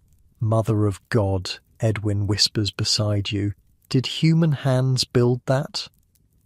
You can't answer, too struck by the sight. The modest stone church in your village could fit inside that structure a dozen times over. The manor house, the grandest building you'd seen before leaving home, suddenly seems like a child's toy in comparison. As you approach the city, the cathedral plays a game of hide and seek, disappearing behind buildings only to reappear even larger and more impossible than before. By the time you reach the city gates, your neck aches from staring upward. Brother Michel leads you through narrow streets that twist and turn before suddenly opening into a large square dominated by the cathedral. Here, at last, you stand before it properly and the true scale becomes apparent. The front facade rises higher than any structure you've ever seen, adorned with hundreds of stone figures, saints, angels, kings and monsters, staring down at the ant-like humans below. The three great doorways are deeply recessed, their arches carved with scenes from scripture. Above, the rose window you glimpsed from afar is even more spectacular up close, a perfect circle of stone tracery holding countless pieces of coloured glass. How? Is all you can manage to ask, gesturing weakly at the impossible structure. Faith, answers Brother Michel simply, and generations of masons passing knowledge from father to son. This cathedral was begun by your grandfather's grandfather and may not be finished until your grandchildren are old. The square bustles with activity, not just pilgrims, but local people going about their business, vendors selling food and trinkets, children playing. The cathedral's presence seems to affect everyone differently. Some hurry past without a glance, accustomed to its magnificence. Others, like your group, stand transfixed. Still others kneel directly on the cobblestones, overcome with religious emotion. We stay there tonight. Brother Michel points to a large stone building adjacent to the cathedral, pilgrim hostel, but first we pay our respects inside. The interior hits you even harder than the exterior. You step through the massive doors and into a space that seems to defy the laws of nature. Soaring stone columns rise to impossible heights, supporting a ceiling that arches like the vault of heaven itself. Light streams through stained glass windows, painting the stone floor in patches of red, blue, green, and gold. The sound is different too, a hushed echo that makes whispers carry and footsteps fade into the vastness. The temperature drops noticeably, the thick stone walls creating a cool refuge from the summer heat outside. Look up, Thomas the scholar murmurs beside you. The ceiling. Those thin ribs of stone support the entire roof. It's called a flying buttress system. Most cathedrals would collapse without them. You follow his gaze upward, trying to comprehend the engineering feat. In your village, even a 2-story building required massive timbers and thick walls. This cathedral soars with seemingly impossible delicacy, stone-shaped to defy gravity. Edwin has wandered ahead, his face upturned in wonder. "Will the Jerusalem churches be like this?" he asks when you catch up. "Different," Thomas answers. "Older style, Byzantine, more domes, fewer windows, beautiful in their own way." You move slowly through the cathedral, joining the flow of pilgrims and worshippers circulating among side chapels and reliquaries. Candles burn before statues of saints, priests murmur Latin prayers, incense hangs in the air, its sweet smoke curling toward the distant ceiling. Near the high altar, a group of pilgrims kneels before a golden box encrusted with jewels. Brother Michel explains in a hushed voice, "Reliquary contains a thread from the Virgin Mary's cloak, very sacred." The concept of relics isn't new to you. Even your village church claimed to have a splinter from the true cross, though the priest only displayed it on Easter. But the wealth and grandeur surrounding this relic is beyond anything in your experience. Gold, silver, gems that could feed your entire village for years, all dedicated to housing a single thread of cloth. "Is it really from Mary's cloak?" Edwin whispers, eyeing the reliquary skeptically. Brother Michel shrugs. "Who can say for certain? But faith doesn't always require proof." After paying respects at the main shrines, your group exits through a side door where a row of vendors has set up shops selling pilgrim souvenirs. Badges, ampoules, tiny flasks, meant to hold holy water, miniature relics, and blessed tokens of all kinds. Shouldn't they be doing that outside? Edwin frowns. Seems disrespectful. "Cathedral needs money for construction," Brother Michel explains pragmatically. "Vendors pay fees, pilgrims get souvenirs, everyone wins." A badge maker catches your eye, his tray displaying dozens of pewter pins and badges showing saints, cathedral facades, and religious symbols. For a small coin, less than you expected, you select a badge showing Reims Cathedral's distinctive twin towers. Proof that you were here, something to show the folks back home, if you make it back. The pilgrim hostel proves to be clean and well organised, clearly accustomed to handling large groups. Men and women sleep in separate dormitories on straw-filled mattresses that feel luxurious after days on the road. A simple meal of bread, cheese and vegetable pottage is provided, with pilgrims gathering in a large refectory to eat together. Conversation over dinner flows easily among your English group, now bonded by shared experiences. The scholars discuss architectural details of the cathedral that went over your head. The Yorkshire family debates whether to continue toward Jerusalem or turn west toward Santiago, which would be a shorter journey. The widow sits quietly, fingering a rosary and occasionally wiping tears. This is where we part ways with Brother Michel, Thomas informs you as you eat. He only guides to Rams. From here, we need to find another group heading toward the Alps. How do we do that, you ask, anxiety rising at the thought of being guideless again. Notice board at the hostel entrance. He points toward a wooden board covered with parchment scraps. Guides post their destinations, fees, departure times, or we join a larger pilgrim group already formed. After dinner, you examine the notice board. Most announcements are incomprehensible, written in French, Latin, or other languages you don't recognize. A few have crude drawings indicating destinations. One shows a mountain range, presumably the Alps, and what might be Rome beyond. This one's in English, Edwin points to a notice near the bottom. Pilgrim company forming for Rome via Alpine passes, departing Rams on Feast of St. John, 24th June. English speakers welcome. Inquire with Father Gregory at St. Jacques Church. That's 2 days from now. Time to rest, explore Rams, and prepare for the next leg of your journey. The following day, while seeking Father Gregory, you return to the cathedral, drawn back to its magnificence. Without Brother Michel's rushed tour, you take time to truly absorb the experience, sitting quietly in a side chapel where morning light streams through a window depicting Christ's baptism.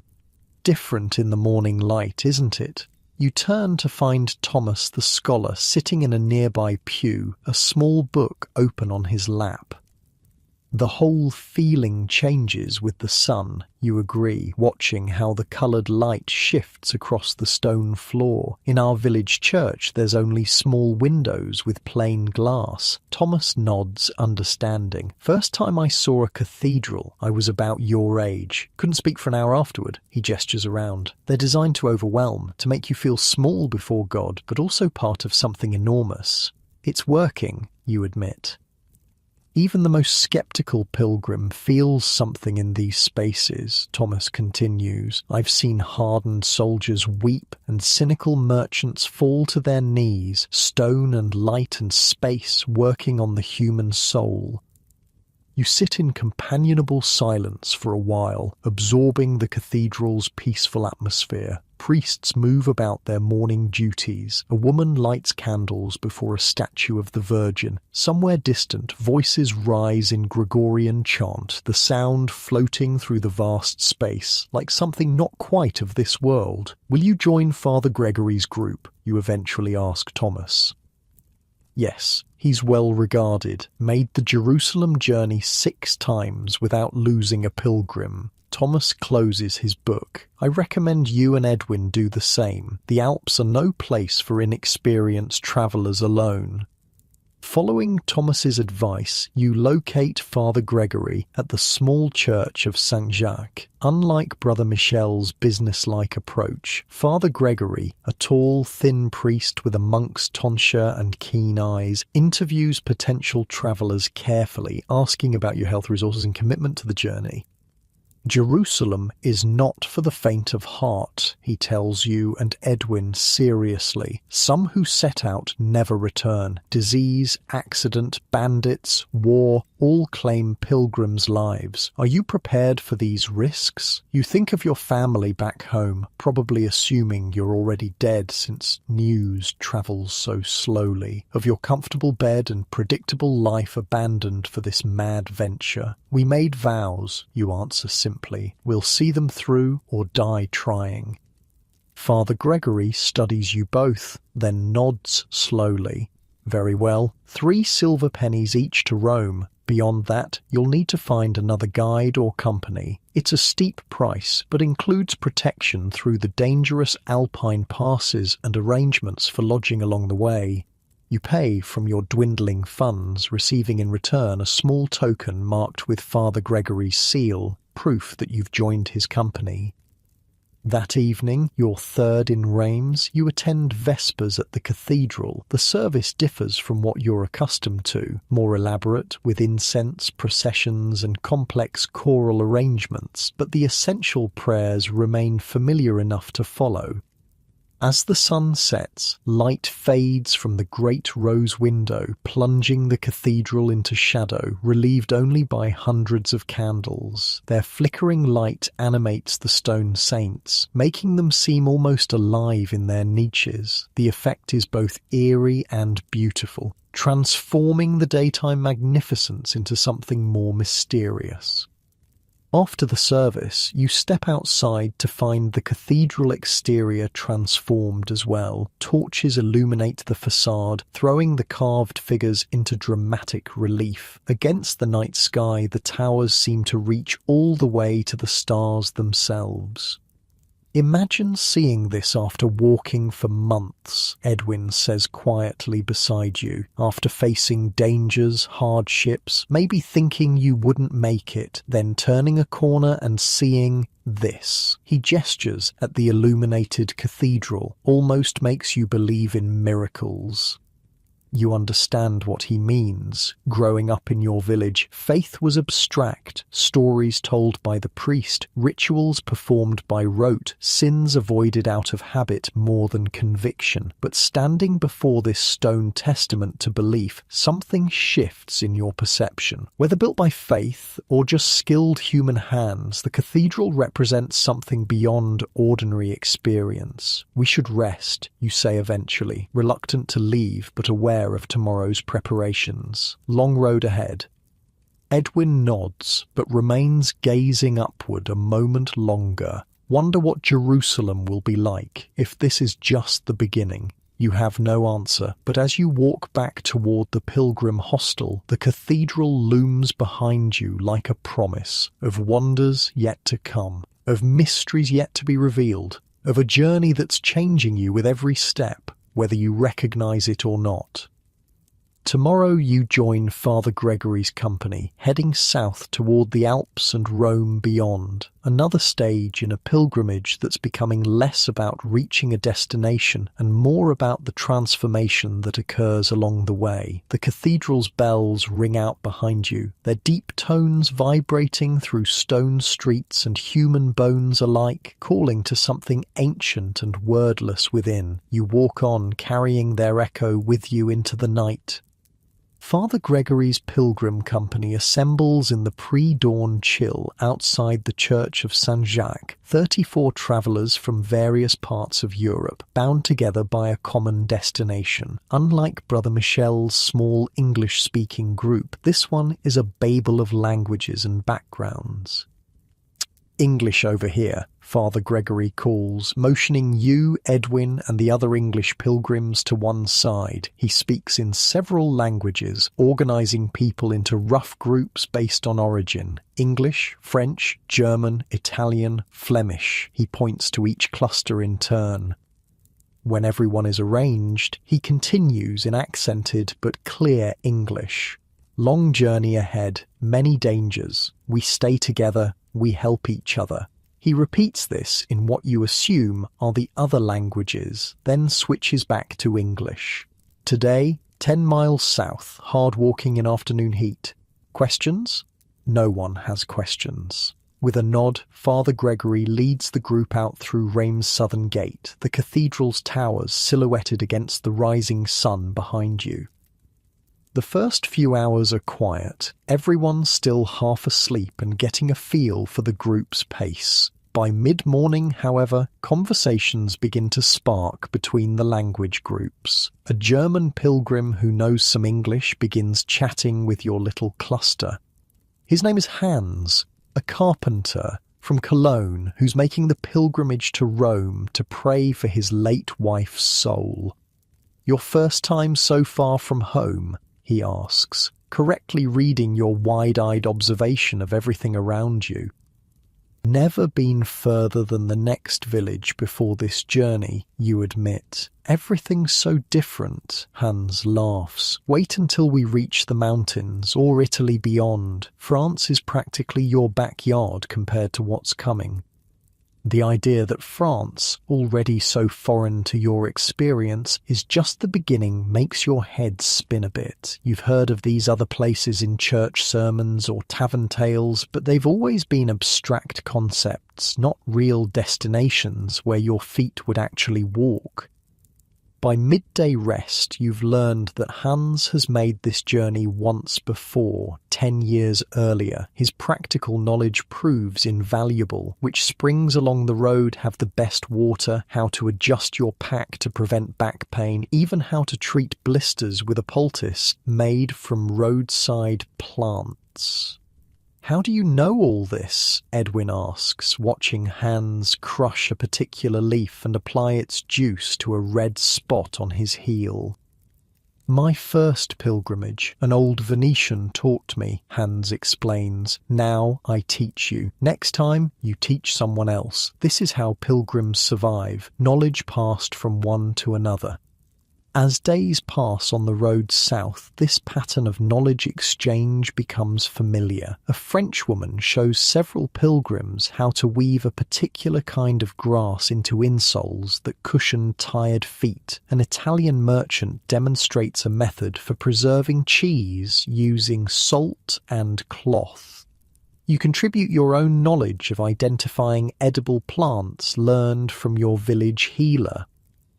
Language, initially a seemingly insurmountable barrier, gradually becomes less problematic. You pick up basic French phrases through daily necessity, greetings, numbers, words for food and lodging. Hans teaches you some German. A friendly Italian named Marco makes a game of exchanging words during the long walking hours. Aqua, he says, pointing to his water flask. Water, you respond. Pain, he continues, holding up bread. Bread, you reply, and then attempt. How do you say path in Italian? Sentiero, Marco grins. Very good, you learn quick. These impromptu language lessons serve a practical purpose beyond simple communication. At inns and hostels, being able to ask for basic necessities in the local tongue earns you better treatment than speaking only English. Shopkeepers are more likely to give fair prices if you attempt their language rather than expecting them to understand yours. One evening, about a week into the journey with Father Gregory's group, you find yourself sitting around a fire outside a rural inn. The company has split into small clusters based partly on language but increasingly on shared interests or compatible personalities rather than origin. Your group includes Edwin, Hans, Marco, a French pilgrim named Jean who speaks some English, and Thomas the scholar from the Oxford group. The conversation, conducted in a mixture of languages with much gesturing and occasional translation, turns to food traditions from each person's homeland. In my village, you explain, miming kneading motions, we make bread with herbs inside, green plants from the forest. Herbe selvatice, Marco supplies the Italian, then adds in broken English. We do same in my town, but also sun-dried tomatoes and oil. Tomatoes? Edwin asks, unfamiliar with the word. Marco tries to describe them, but without a common reference, it's difficult. Thomas the scholar intervenes. Red fruits from the New World, he explains. Spanish ships bring them. Not common in England yet, but popular in southern Europe.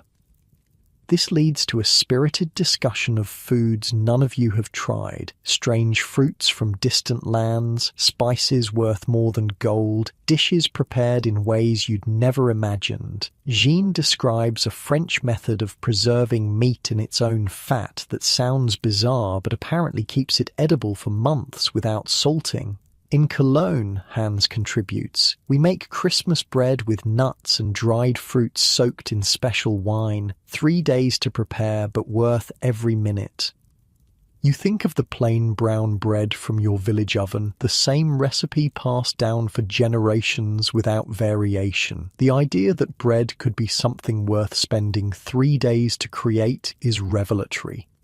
This is the true education of the road, not just seeing new places, but absorbing new ideas, expanding your understanding of what's possible. Each conversation plants seeds that will eventually bear fruit in changed practices, whether you consciously adopt them or simply find your perspective altered. The journey south continues, the landscape gradually changing as you move toward the Alps. Villages become smaller, further apart. The terrain grows increasingly rugged, forests thicker, paths steeper. Father Gregory pushes the group to maintain a good pace, aware that the mountain passes must be crossed before autumn brings early snow. One afternoon, you're walking alongside a Flemish merchant named Willem, who speaks excellent English thanks to years of trade with London wool merchants. The conversation turns to family traditions, and you mention the small wooden figures your grandfather used to carve during winter evenings. Ah, like this? Willem reaches into his pack and pulls out a tiny wooden bird, exquisitely detailed despite being no larger than his thumb. My father makes these, tradition in our region. The craftsmanship far exceeds anything you've seen in your village. You say as much, and Willem nods understanding. Each place has its own skills passed down through generations. In my town, wood carving, in others, metalwork or weaving or cheese making. He returns the bird to his pack. This is why travel matters. We learn what's possible beyond our own small circle. That evening, the company reaches a village nestled in a valley between increasingly dramatic hills. The local inn can't accommodate everyone, so Father Gregory arranges for half the group to sleep in the church porch, a common practice for pilgrims when proper lodging isn't available. You're among those in the church porch, spreading your cloak on the stone floor as a makeshift bed. A local man approaches, accompanied by his son, a boy of perhaps 12. In halting, heavily accented English, he asks where you're from. England, you answer. A small village you wouldn't know? The man nods, then speaks rapidly to his son in their local dialect. The boy runs off, returning minutes later with a woman, presumably his mother, carrying a basket covered with cloth. Please, the man gestures to the basket, which the woman uncovers to reveal bread, cheese, and what looks like a type of sausage you've never seen. For pilgrims, blessing on journey, you're touched by this unexpected generosity from complete strangers. Thank you, but we can't take your food without payment, you protest, reaching for your meagre coin purse. The man waves away your offer. No, we give. God bless pilgrims. He mimes eating, encouraging you to accept. This, too, is part of the Pilgrim Road, the network of kindness extended to travellers, especially those on religious journeys. You've experienced it repeatedly since leaving home. The miller who offered shelter, the spice merchant who gave you cloves, and now this family sharing their food with strangers whose language they barely speak. You accept with genuine gratitude, sharing the unexpected bounty with Edwin and the others sleeping in the church porch. The sausage turns out to be flavoured with spices you've never tasted, pungent and slightly sweet simultaneously. The bread has a different texture than English loaves, darker and denser with a distinctive tang. Why do they do this? Edwin wonders, chewing appreciatively. Give food to people they'll never see again? Thomas the scholar, sitting nearby, overhears, because someone probably did the same for them once, or because their cousin or brother is on pilgrimage somewhere else, and they hope he's being fed by strangers too. He breaks off a piece of cheese. The pilgrim routes create a kind of reciprocity that stretches across continents. A kindness here is repaid there, and the whole system sustains itself. The following morning, the village priest invites the pilgrims to attend Mass before departing. Though conducted in Latin, the ritual is familiar enough that you can follow along, the universal structure of the service transcending language differences. You notice small variations. Gestures made differently, prayers recited with slightly altered wording, but the core remains recognizable. After Mass, the village children gather around the foreign travellers, fascinated by your strange accents and clothing styles. One little girl reaches out tentatively to touch the pilgrim badge on your cloak, her eyes wide with wonder. "Jerusalem?" she asks, recognizing the symbol.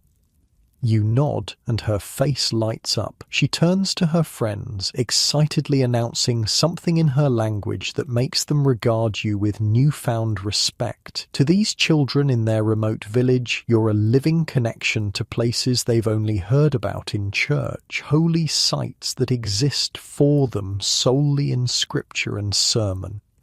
It strikes you that your journey serves a purpose beyond personal devotion or fulfilling a vow. By walking these ancient routes, you become a courier of experience, bringing knowledge of distant places back to those who will never see them firsthand. The stories you'll tell upon returning home, if you return, will shape how your village imagines the wider world.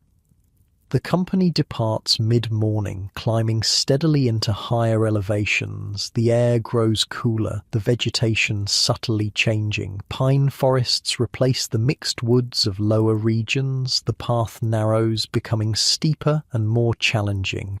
"Alps soon," Hans tells you, pointing ahead to where snow-capped peaks are occasionally visible through breaks in the nearer hills. 3, maybe 4 days to the passes.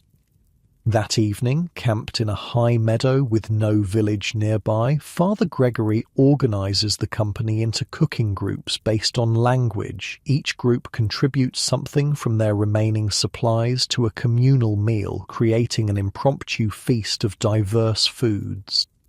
The French pilgrims produce a hard, aged cheese that's sharper than anything you've tasted. The German contingent contributes smoked sausage. The Italians add dried herbs that transform the bland pottage into something savoury and complex. Your English group offers the last of the honey purchased in London, which gets drizzled over hard bread for a simple dessert.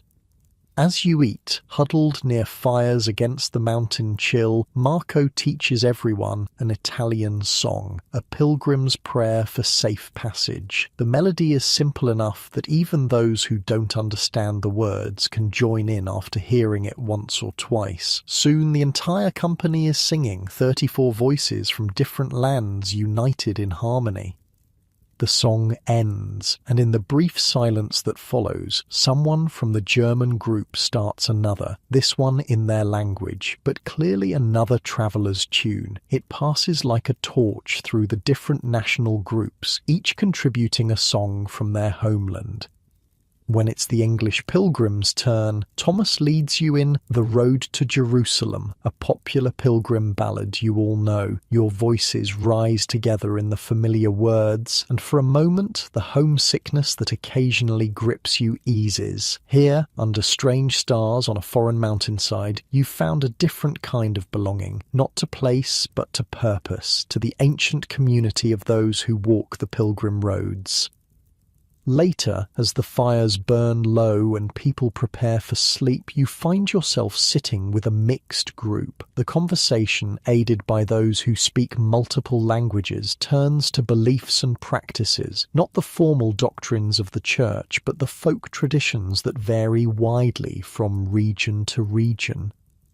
A French pilgrim describes how in his village, expectant mothers visit a certain sacred spring to ensure healthy children. A woman from Florence explains the elaborate rituals her city performs during plague times, including processions with specific saints' relics.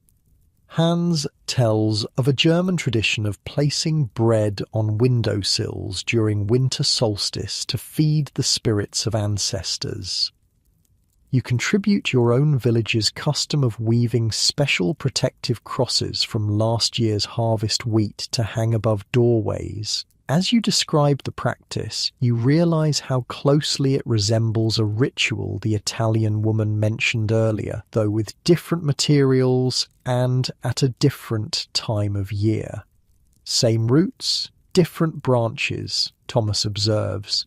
Many of our unique traditions likely began with common ancestors, then evolved separately as people migrated. The scholar's words prompt you to see your village customs in a new light, not as timeless practices existing in isolation, but as variations on themes shared across cultures, adapted to local conditions and needs over generations. This is perhaps the most profound education the journey offers, the recognition that human experiences, while diverse in expression, share fundamental similarities. Pain, joy, fear, hope, the desire for protection and meaning, these transcend language and custom. The French mother praying at her sacred spring wants exactly what the English mother wants when she hangs her wheat cross: safety for her child in a dangerous world.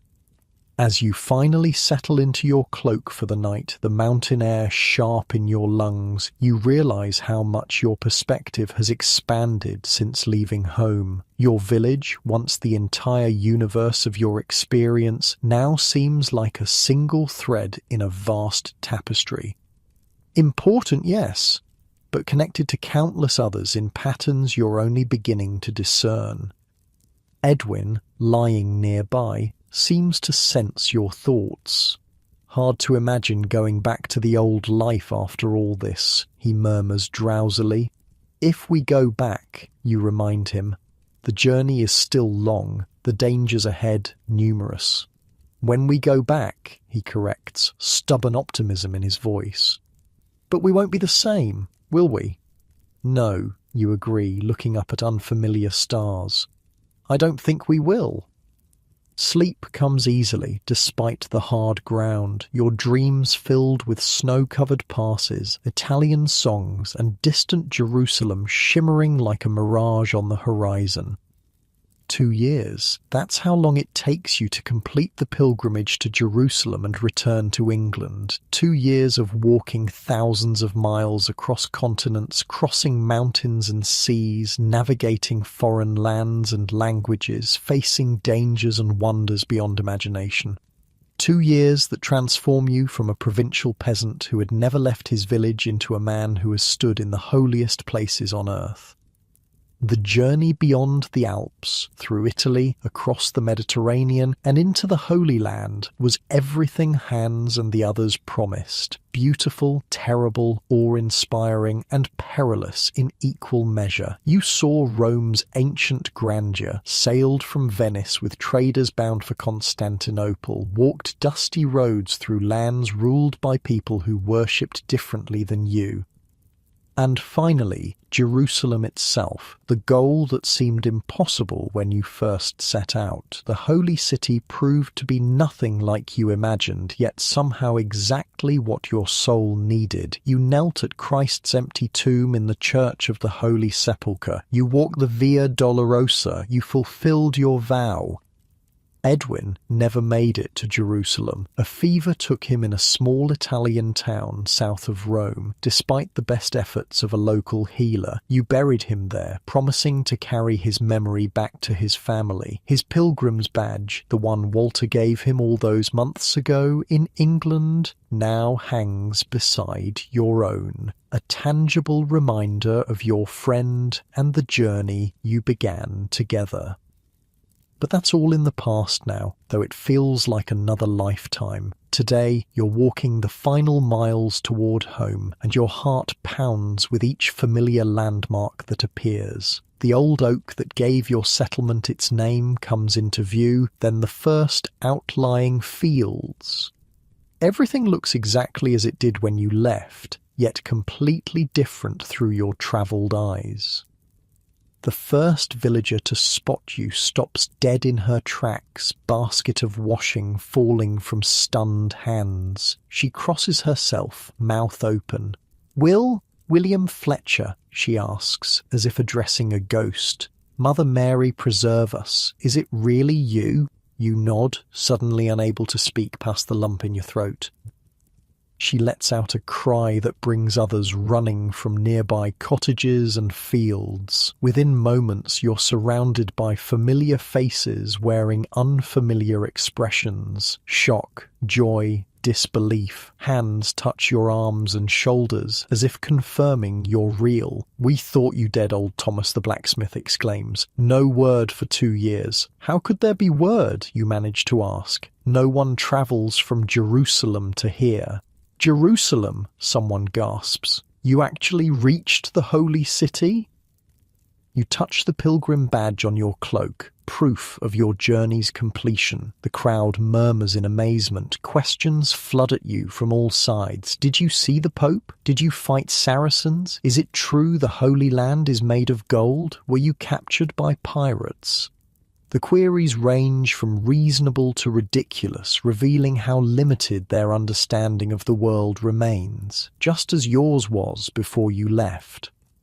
Through the crowd, a woman pushes forward, a small boy clinging to her skirts. Your wife. She looks older, her face lined with what you now recognize as the particular strain of uncertainty, the same expression you saw on the faces of women in villages across Europe whose men had gone to war or pilgrimage or work in distant cities. "You came back," she says simply, eyes searching yours. "I promised I would," you reply. The boy, half hiding behind her, must be your son, though he's grown so much you barely recognize him. He would have been 4 when you left, now he's 6, regarding you with suspicious eyes that hold no recognition. "Do you remember your father?" your wife asks him gently. He shakes his head, pressing closer to her skirts. This is the price of pilgrimage rarely discussed. The fractured families, the lost time, the children who grow up with absent parents who return as strangers. You've seen it in villages across Europe, but now you're experiencing it firsthand. "He will remember again," you say, more confidently than you feel. "We have time." The manor steward appears, pushing through the gathered villagers. "So the pilgrim returns," he announces, looking you up and down. "The Lord will want to hear your tales. Come to the hall tonight after you've settled." You nod respectfully, though the deference you once felt toward the steward and local lord has been tempered by your experiences. You've seen real kings and emperors now, grand cities and magnificent courts. The local manor house, once the most impressive building in your world, will look very different through your travelled eyes. Your wife leads you home, the same one-room cottage you left 2 years ago. Inside, everything is achingly familiar, yet subtly changed. New rushes on the floor, a different arrangement of cooking pots, small domestic evolutions that occurred in your absence. "We held the planting for you this year," your wife says, moving about the room with nervous energy. "Your father helped until his joints got too bad. Then your brother came from the next village when he could spare time." The practicalities of survival continued while you pursued spiritual goals. This too you've seen repeated across the pilgrim routes, life carrying on in the absence of those who depart. "How did you live?" you ask quietly. "Without my labour." She pauses in her movements. "It wasn't easy. I took in washing, helped the miller's wife with baking. The priest gave us alms sometimes, after I told him why you'd gone." A small, proud smile touches her lips. "We managed." You unpack your few possessions, laying out items collected during your travels. A small vial of water from the Jordan River, a fragment of olive wood from Gethsemane, pilgrim badges from various shrines, a crude map drawn on parchment showing your route. Your son watches with growing curiosity as these exotic objects appear. When you unwrap a small carved camel made by a craftsman in Jerusalem, his reserve finally breaks. "What's that animal?" he asks, pointing.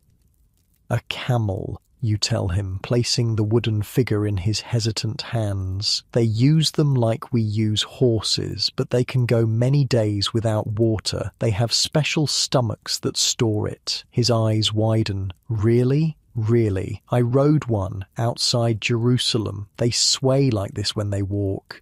You demonstrate the rolling gait, making him giggle for the first time. It's a start. a small connection rebuilt through shared wonder at the world's strangeness. That evening at the manor house, you become a reluctant celebrity. The Lord himself, who rarely took notice of you before, now hangs on your every word as you describe the holy places. The priest peppers you with theological questions. Even the most travelled merchant in the area listens raptly to your descriptions of Constantinople's markets. And the people there, they truly worship differently? The Lord's wife asks, fascinated and slightly scandalized. Yet they still call themselves Christians. They follow Christ in their own way, you explain carefully, conscious of the priest's attention. Their churches look different from ours, and some prayers and rituals vary, but the faith's core remains the same. This diplomatic answer satisfies her while avoiding any suggestion of heresy, a skill you've honed through countless similar conversations across Europe, where curiosity about other Christian traditions often walks a fine line between interest and suspicion. And Jerusalem itself, the Lord asks eagerly, is it as glorious as they say? You consider how to answer. The physical Jerusalem was dustier, smaller, and more divided than the mythical city most Christians imagine. Yet the spiritual Jerusalem, the feeling of standing where Christ stood, exceeded anything you could have anticipated.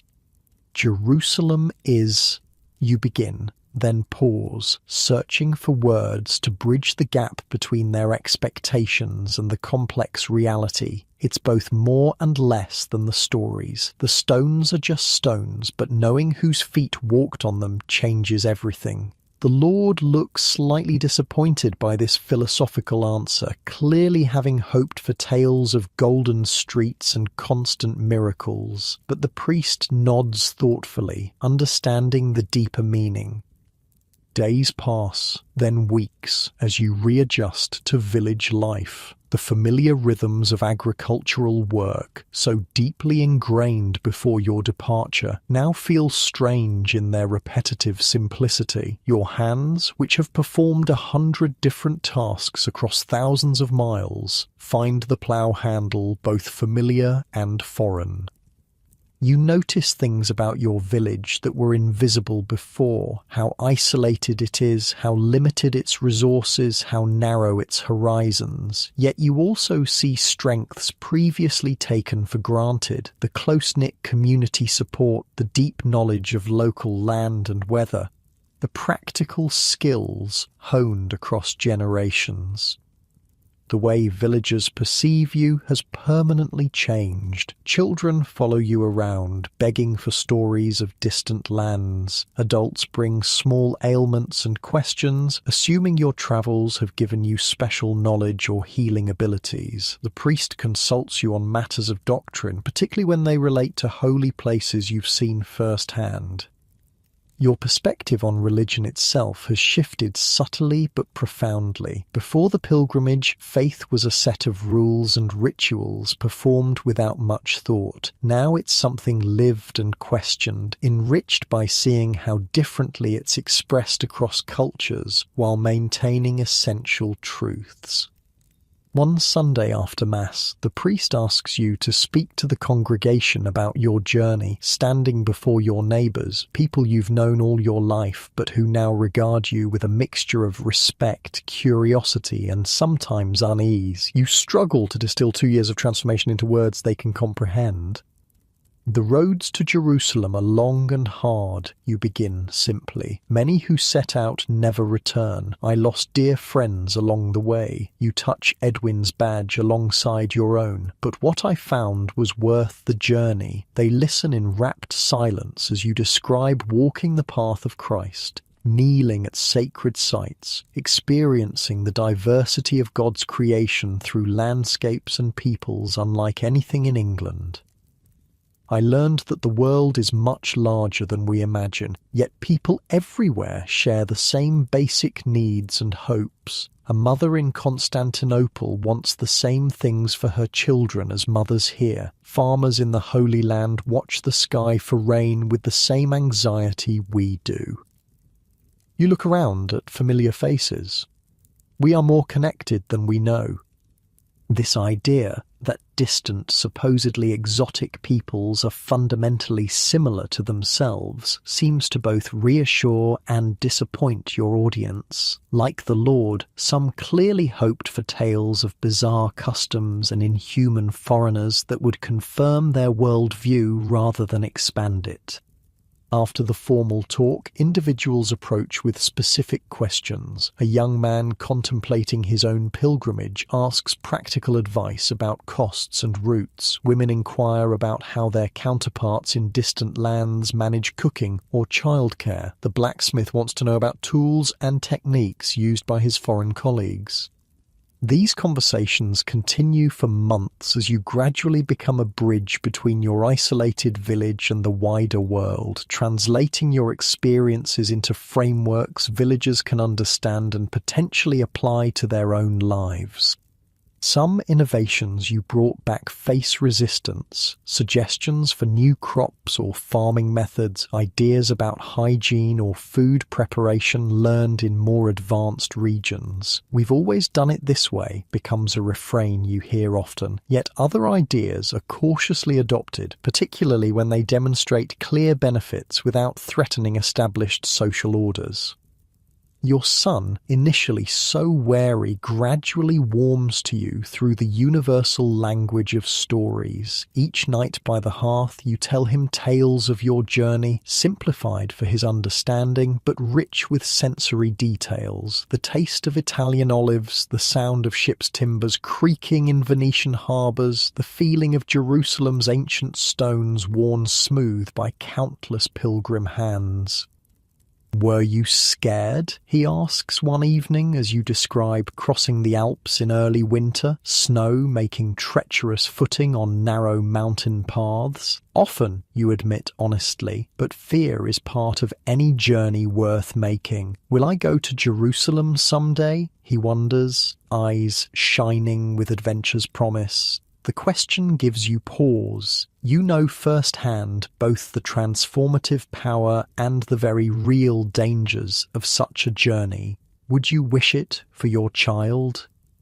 "Perhaps," you answer carefully, "if God calls you to it. But remember, not all pilgrimages require leaving home. Sometimes the journey that matters most is the one that happens inside us, right where we are."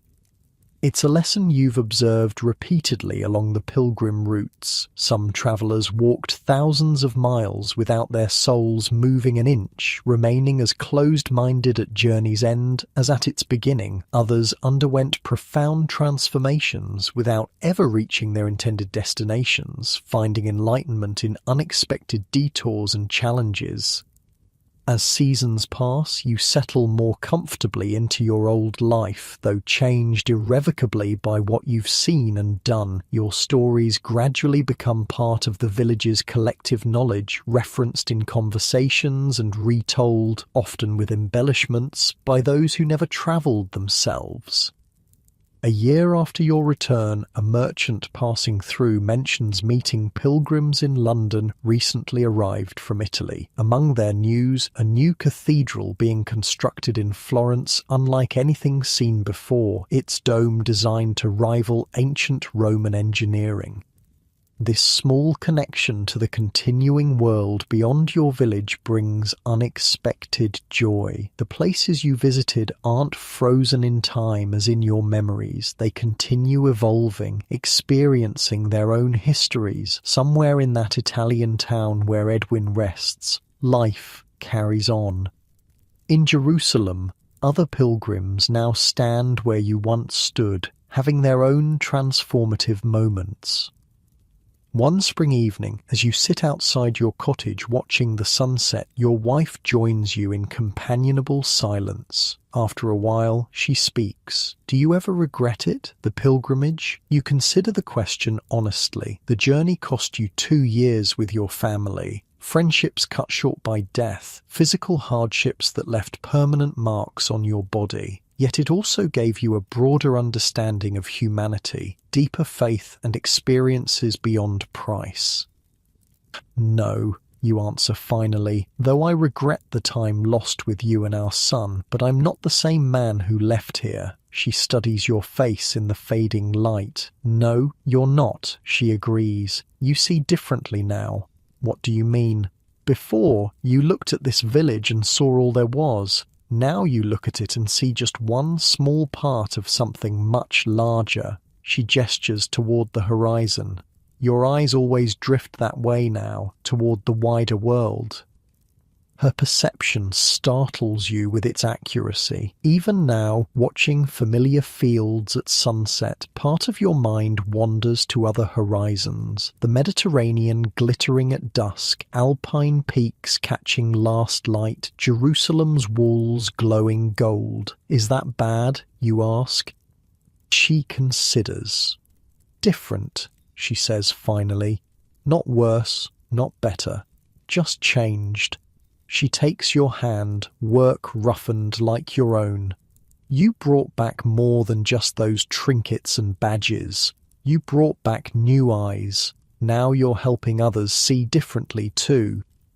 This, you realize, is perhaps the most valuable function of the medieval traveler, not just to make personal pilgrimages, but to serve as conduits of knowledge and perspective for communities that remain physically rooted. Your journeying feet created ripples that continue spreading outward, subtly changing your village through stories, ideas, and expanded possibilities. That night, as you drift towards sleep in your familiar bed, so different from the countless varied places you've rested over your long journey, you find yourself deeply grateful, not just for the pilgrimage completed or home safely reached, but for the privilege of straddling worlds, of belonging simultaneously to this small village and to the vast, interconnected tapestry of humanity you've glimpsed beyond it. Your final thought before sleep claims you is of roads, the countless paths crisscrossing continents like veins carrying the lifeblood of medieval society. Roman roads still straight after centuries, muddy tracks between market towns, mountain passes marked only by cairns, ancient trade routes across deserts. All of them connecting people and places in an intricate web that most never see in its entirety, but that exists nonetheless, binding humanity together across seemingly insurmountable distances. Medieval peasants weren't stuck in one place after all. They travelled for markets, for pilgrimages, for work, for warfare, for countless reasons, and when they returned, if they returned, they brought back more than souvenirs. They brought expanded horizons that, person by person and story by story, gradually connected even the most isolated villages to the wider medieval world. As you finally surrender to sleep, the road still calls somewhere deep within you. Perhaps someday you'll answer it again. But for tonight, the journey continues in dreams, carrying you once more along distant paths, even as your body rests safely home.